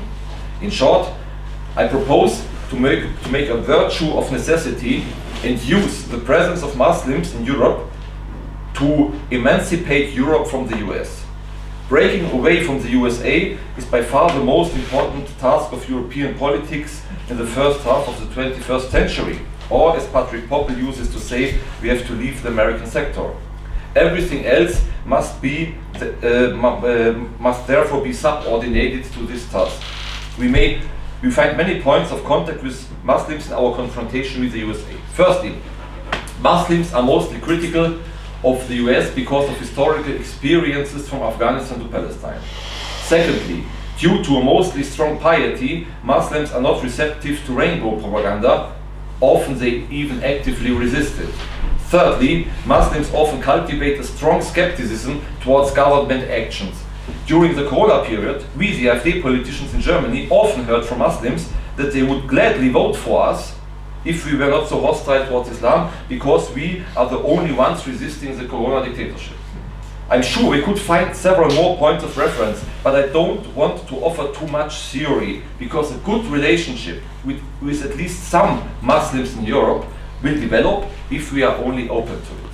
There are at least some Muslims who love their European countries, where they have lived for decades, and want to work for the good of these countries, not at least in their own interest. These Muslims are just as critical of further immigration as the original Germans. Just like the original Germans, they do not want a climate policy that will make energy unaffordable for the weather in 200 years. They want no war with Russia. They want no arms deliveries to Ukraine and no sanctions that harm us and spoil our relationship with Russia. If we accept these Muslims as comrades in a common fight, life will already form this synthesis and give rise to a new patriotic European Islam. In any case, it is worth a try. For we would firstly put an end to the game of using Islam to weaken Europe. Secondly, we would weaken the ruling parties because we would take away part of their Islamic supporters. And thirdly, we would strengthen Europe because the European independence movement would be enriched by an Islamic branch. What we need is a new European patriotic and sovereign policy that prevents Islam from being a factor of weakness and insecurity and instead turns it into a factor of resistance. Thank you very much.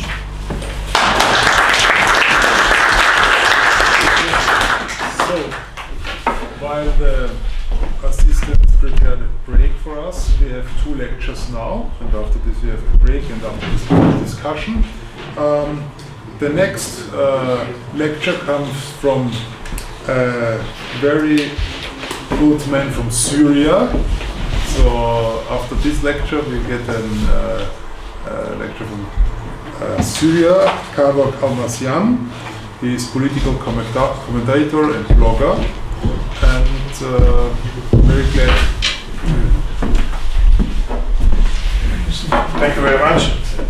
It's a pleasure for me to speak in front of you. Actually, I come from Syria. My grandparents survived the Armenian genocide and they moved in Syria. Apparently they loved the food in Aleppo, so we stayed there and they didn't migrate to somewhere else. And in 2011 the war erupted in Syria, and I followed the war in Syria quite extensively and closely, and I was documenting what's happening on the ground and the role of the NATO countries in let's say spreading the chaos in the country, which led, I would say, to the 90% of the Armenians now are migrated again from Syria to the rest of the world because of this NATO war. NATO-led, let's say, regime change war. In any case, in 2014 I was in Lebanon. I was working as a journalist, producer and an anchor in a TV channel. And back then my direct manager was a professor of international relations and expert on geopolitics. His name is Dr. Jamal Wakim. And when the Biden-Obama administration engineered a coup d'etat in Kiev, he told me, if World War III is about to happen, it's going to start in Ukraine. And I was surprised back then by his statement, but I wanted to dig in and understand the core of the issue in Ukraine, because my field of expertise, I was doing master in Middle Eastern studies in Beirut, so I wanted also to dig in the Ukraine conflict and read a little bit about geopolitical theories, but also to go to Ukraine and also met with Dragana in the Donbas region to see what is happening there on the ground, because both sides, in my opinion, wage information warfare. I mean, the Russian side and the American side, right? But you have to be there to see. And in my opinion, the scene there, the neo-Nazi scene, is not an exaggeration in Ukraine. And if I want to summarize the struggle over Ukraine in one word, it's going to be Eurasia. The Eurasian project, can we put some pictures on my folder, please? Kev, the folder. Последний portfolio. Yeah. So the Eurasian project was first elaborated, the first one. Yeah. The Eurasian project was first elaborated by the Brits, and the Americans adopted the ideals of the project after emerging as a superpower in the aftermath of World War II.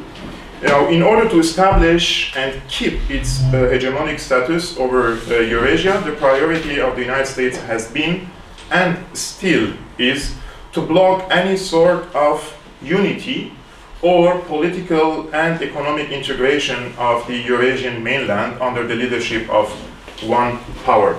Hence, the American focus was on blocking the aspirations of Russia or China to become a leading power in Eurasia. However, by observing the development in the current war in Ukraine, it seems Russia and China came to the conclusion that they cannot end America's hegemony over Eurasia individually. That's why we are witnessing rapid integration of Russian and Chinese political and economic efforts, and probably military integration in the future in order to end US's supremacy over Eurasia. Now, in the geopolitical mindset of the United States, if a unity is established in the Eurasian mainland under the leadership of Moscow or Beijing or both countries together, it will first isolate the United Kingdom and then the United States from their eastern hemisphere. The US geopolitical understanding was elaborated by the American geopolitical theorist Nikolai Spikman, whose ideas were inspired, surprisingly, by the Mongol Empire in the 13th and 14th centuries, and the Mongol Empire conquered most of the Eurasian mainland, which stretched between Far East Asia and all the way to Anatolia, and then finally to Hungary and Poland. Maybe we can also see the photo of the Mongolian Empire. Okay. That's not the one, but okay. Anyways, now, with the supremacy of the Mongolian Empire on Eurasia, Western civilization came under direct threat. And since then, Western decision makers are trying to avoid a Mongolian-style unity in the Eurasian mainland that may threaten the West in particular. And nowadays we can see these attempts of Eurasian unity outside of the US umbrella stands on three pillars. And these three pillars are Russia, China, and Iran. One of the steps toward a Eurasian unity is the Shanghai Cooperation Organization, which started in 1996, and it covers around 60% of the Eurasian mainland.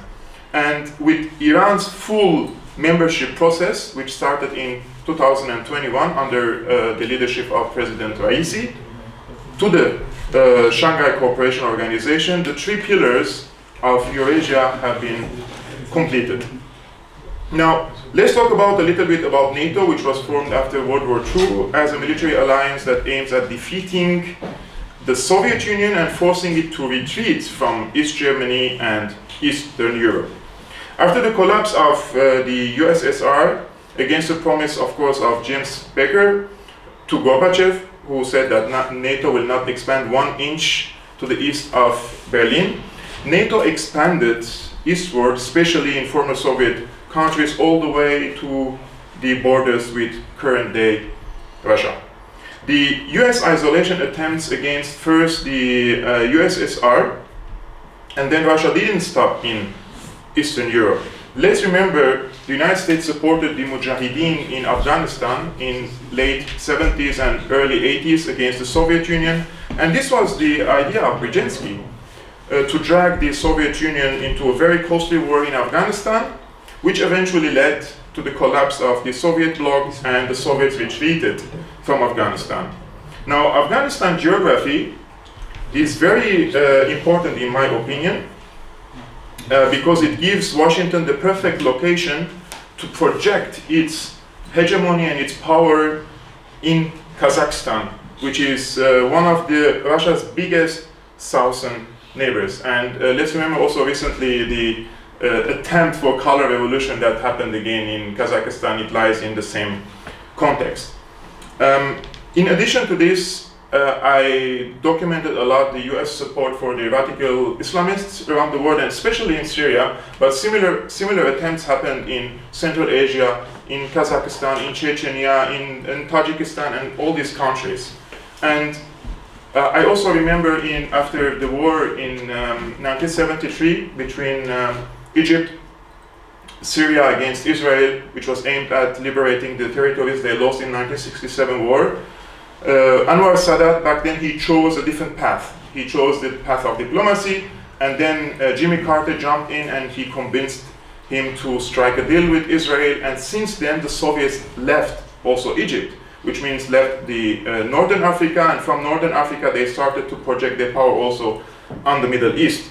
This package of American steps was all meant against the USSR and later Russia. Now, if you want to speak a little bit about Ukraine, which I believe is the most important geopolitical conflict in our modern times, Ukraine, the previous map, I want to show the previous one, please. Not this one, the previous one, yes.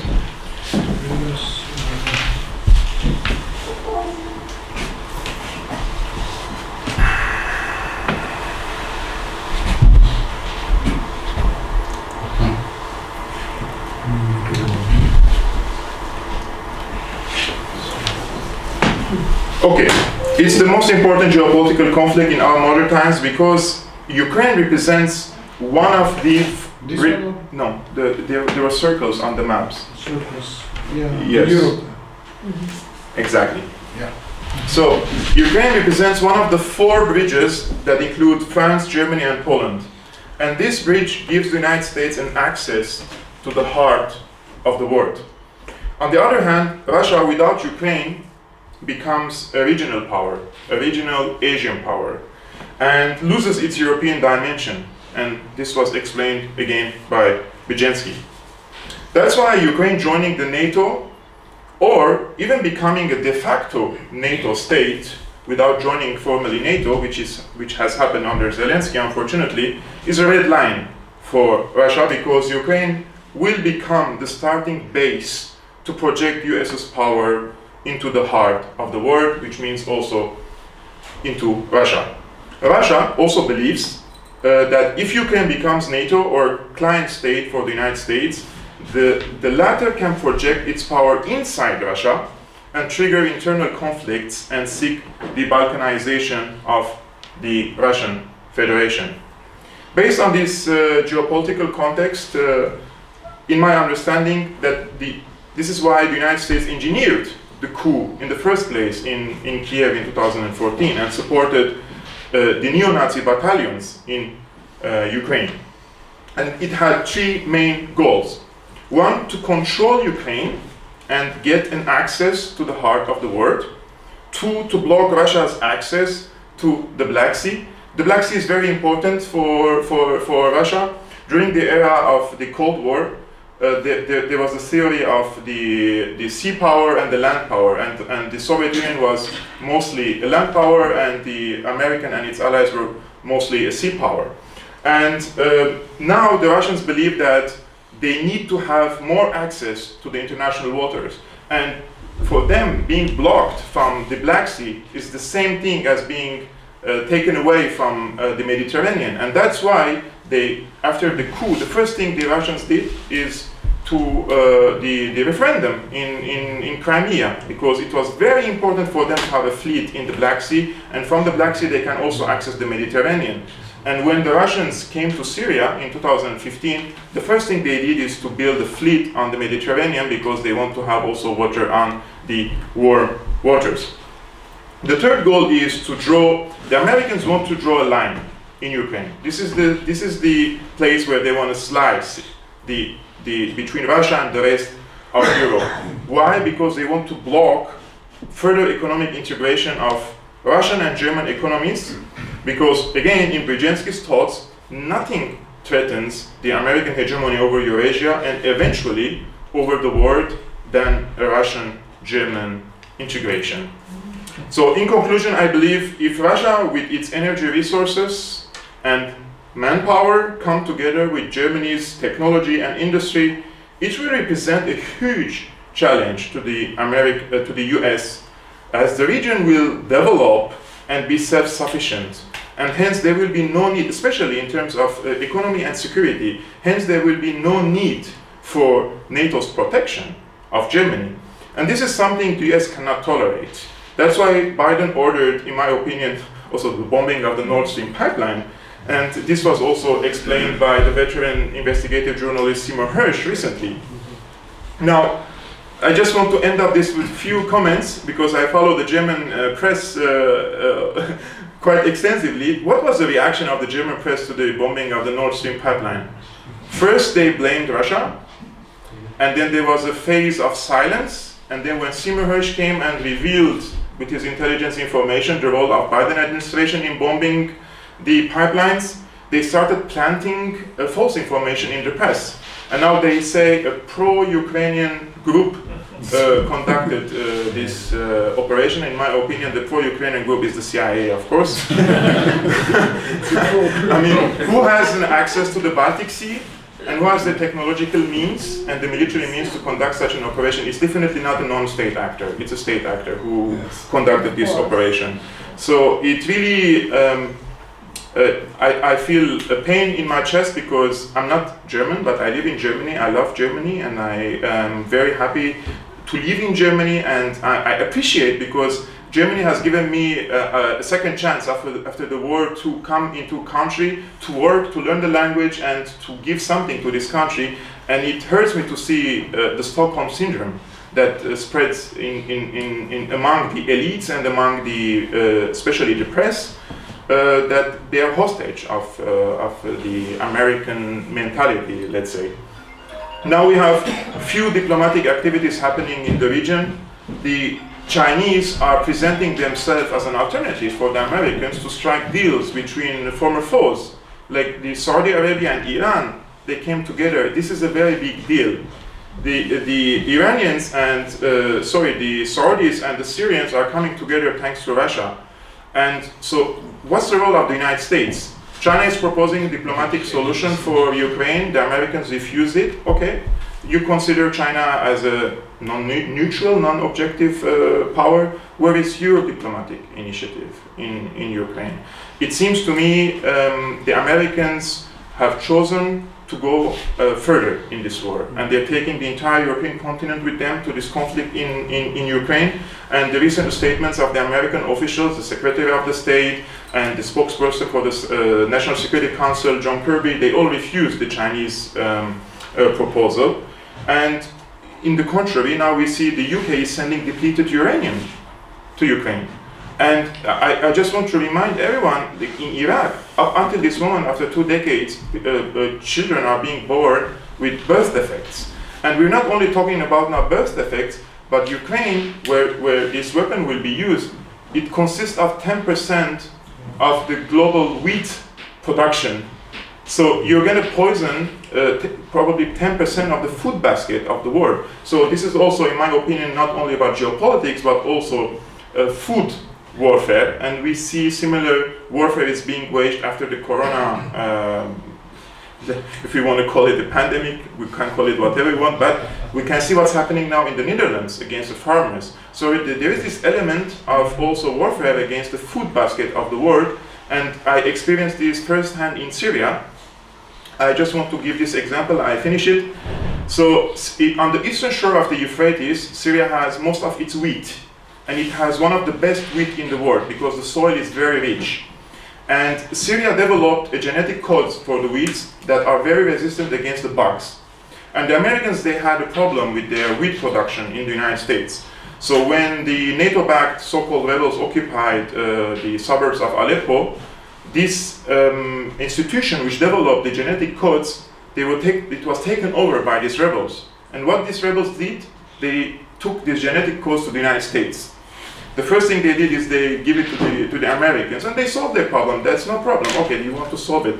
But how the American administration tanked the Syrians, the US aid, which is another branch of the CIA, they sent a genetically modified seeds, wheat seeds, to the farmers in the eastern shore of the Euphrates in order also to poison the soil of Syria. And in Syria, genetically modified products is banned under a presidential order. And now our soil on the eastern shore of the Euphrates, which is occupied by the United States and the Kurdish militias, they are planting this genetically modified, unfortunately, wheat. And I think this is also a topic maybe we could also discuss during our discussion. Thank you very much. Thank you very much.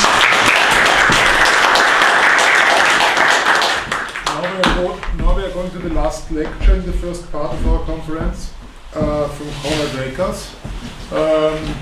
He's from Poland, geopolitical analyst, financial analyst, and also he was the chairman of the regional council. And he's from Poland, but now he's arriving from Scotland. Yes, it's a bit paradox. First, thank you very much for the possibility to speak to such a noble audience.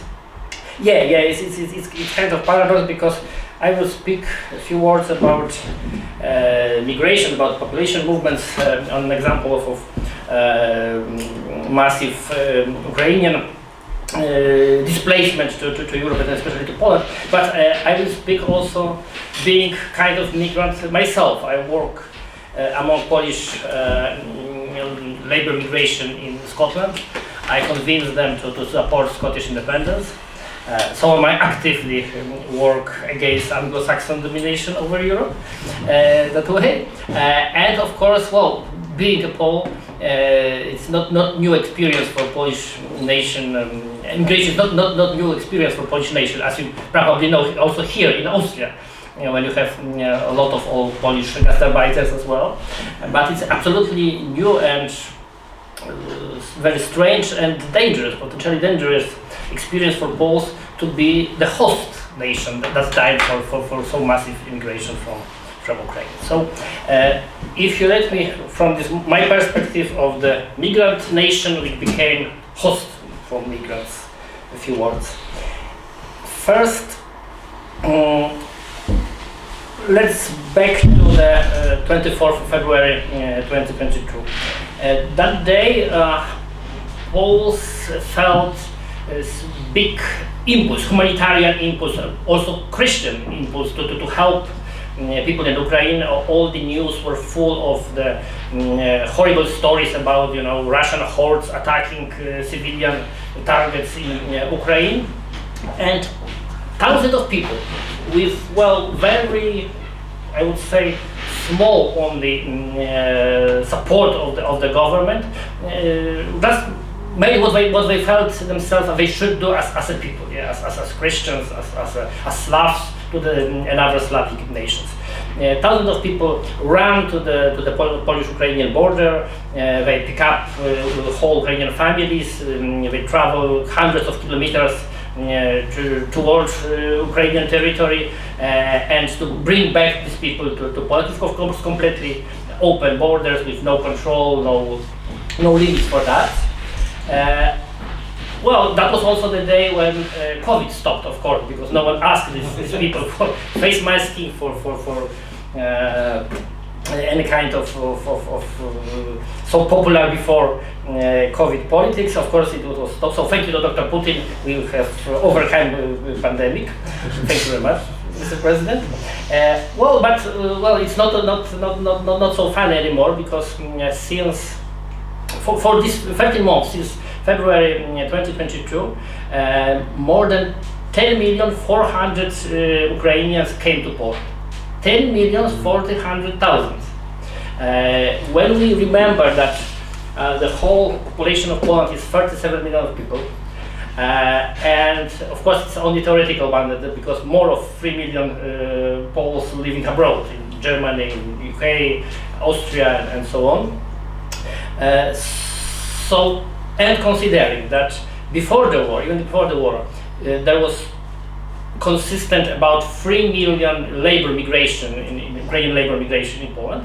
So, with all the calculation, of course, no one in Polish government would answer directly how many Ukrainians live in Poland now, how many of them displaced to Poland, not only migrate for a while, but to choose Poland as a future place of living.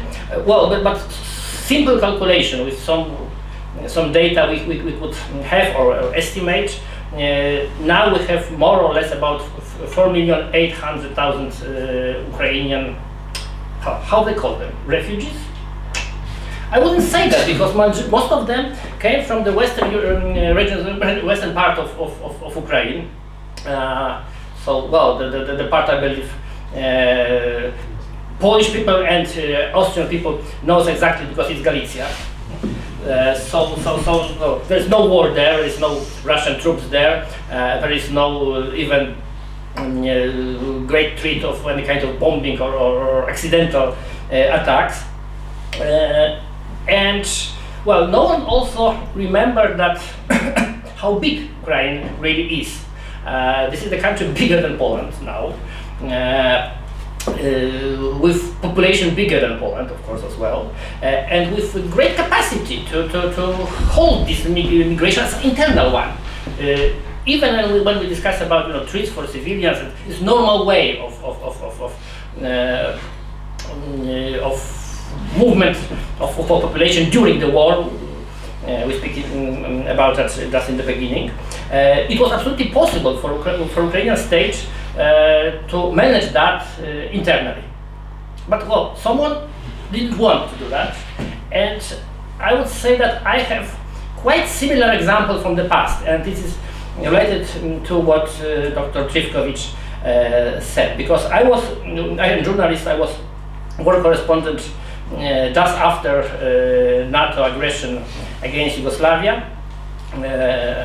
I saw Belgrade after these terrible attacks of NATO forces, and what we could observe there more than 24 years ago, that was the same open gates for Albanian migrants. There was no escape of pure Albanian Kosovar families. It was run from better life. Well, when borders are open, only stupid wouldn't manage that. That's absolutely obvious for that people, and I'm of course no wonder that they decide to emigrate. Unfortunately, as we also know, that was the beginning of Kosovian mafia in Germany, with all these crimes we could recognize with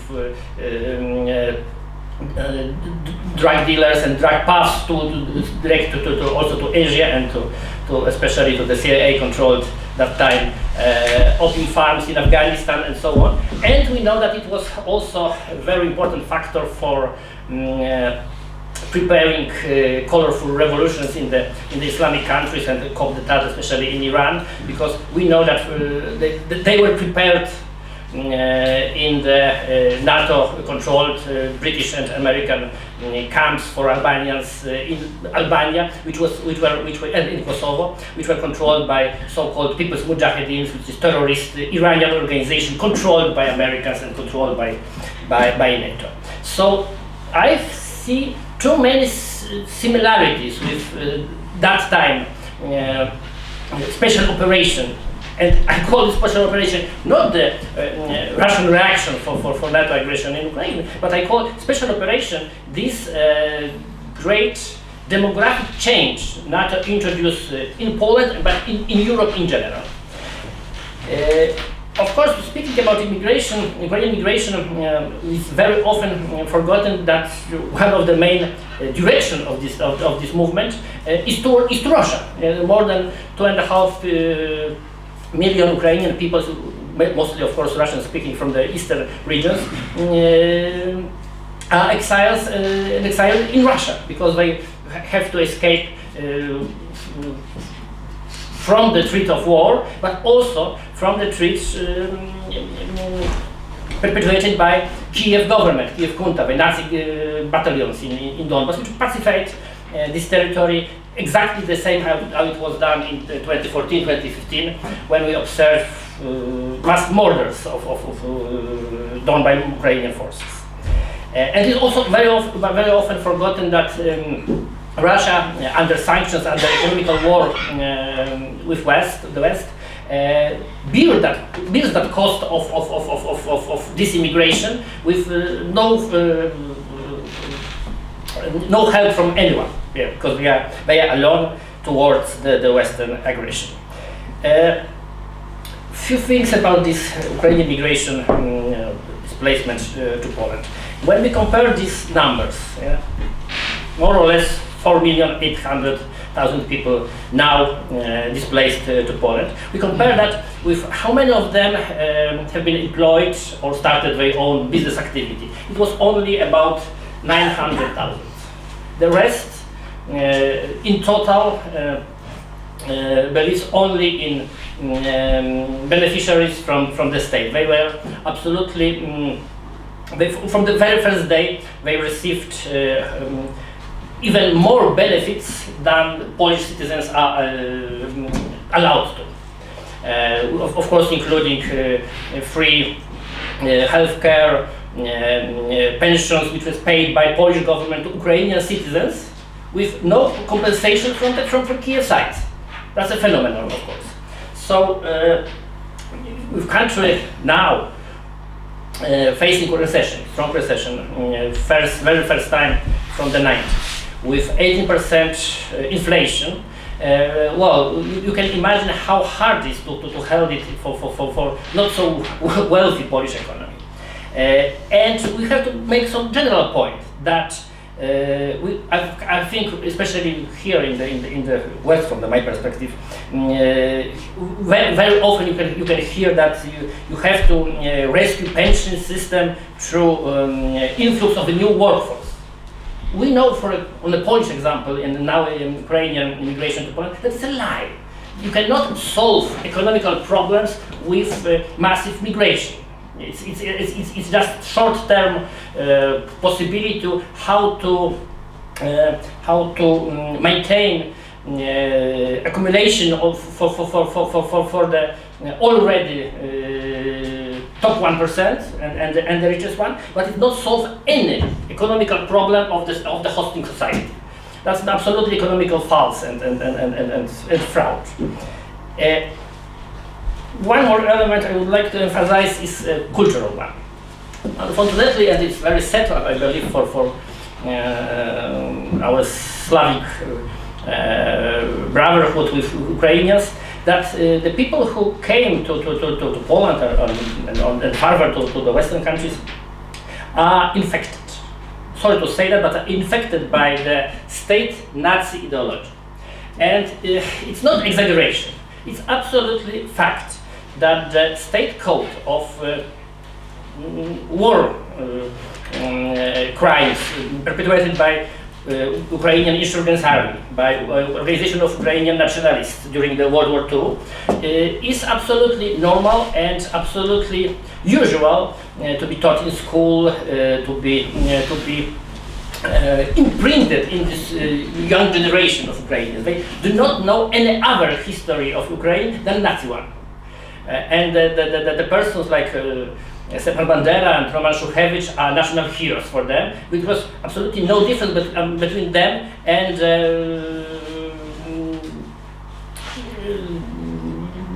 death camps personnel. Even German military officers during the war were absolutely terrified by the scale of murders and the genocide which were perpetrated by the Ukrainian Nazi collaborators. And we know that it's not a history, it's a reality, because when I speak about Nazi and Nazi crimes in Ukraine, I don't speak only about, Wołyń massacre, from the 1943, when Ukrainian Nazis killed about 200,000 Polish, Czech, Armenian, and also not Nazi Ukrainians in that time Eastern Poland, so now Western Ukraine. But we have to mention and remember about this massacre in Odessa, in House of Unions, in May 2014. We have remember. I was in Donbass just after President Poroshenko started his term, and just day after that, I've seen Kiev helicopters attacking with missiles civilians. Nothing demonstrated, because they were not in action in favor, for example, for Russian language. They just went to the railway station to go to work. But they speak Russian. It was enough for Kiev to murder them, brutally murder them, and it was also kind of modern Nazi crimes, and so on. This is the daily reality in just since 2014, just since this war began, because this war began in 2014 with Kiev aggression against Donbass. So 78 years after the Second World War, we have Nazi state in the middle of Europe. We have Ukrainian migration, which is absolutely, can be sure that it's kind of militarized reserve for these Nazi states, exactly the same like Kosovars were reserved for international terrorism. And the question is, what can we do as Europeans, as patriots of our countries? First, we should be aware that we are facing existential threat for our identity also as well. I know that our Slavic brothers and sisters from Ukraine are our brothers and sisters, but they should be cured first. They should be cured from Nazism. They should be cured from influence of American imperialism and Anglo-Saxon domination. Because this is the very, very dangerous alliance we can observe now. It's very old-fashioned. We can call it even, very primitive kind of Nazism in Ukraine, which is now in alliance with Anglo-Saxon imperialism and with interest of international finance circles. And the only way to prevent them to success and to provide, to keep that domination over Europe and over the world is to cooperate and to meet like here and to influence people's consciousness in our countries and to speak that we as Europeans, as patriots, still can work together against these two existential threats, Nazism and Anglo-Saxon imperialism. Thank you very much.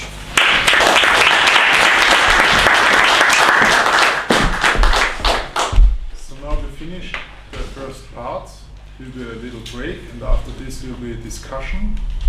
So I invite you to go to these rooms upstairs, and so see you there.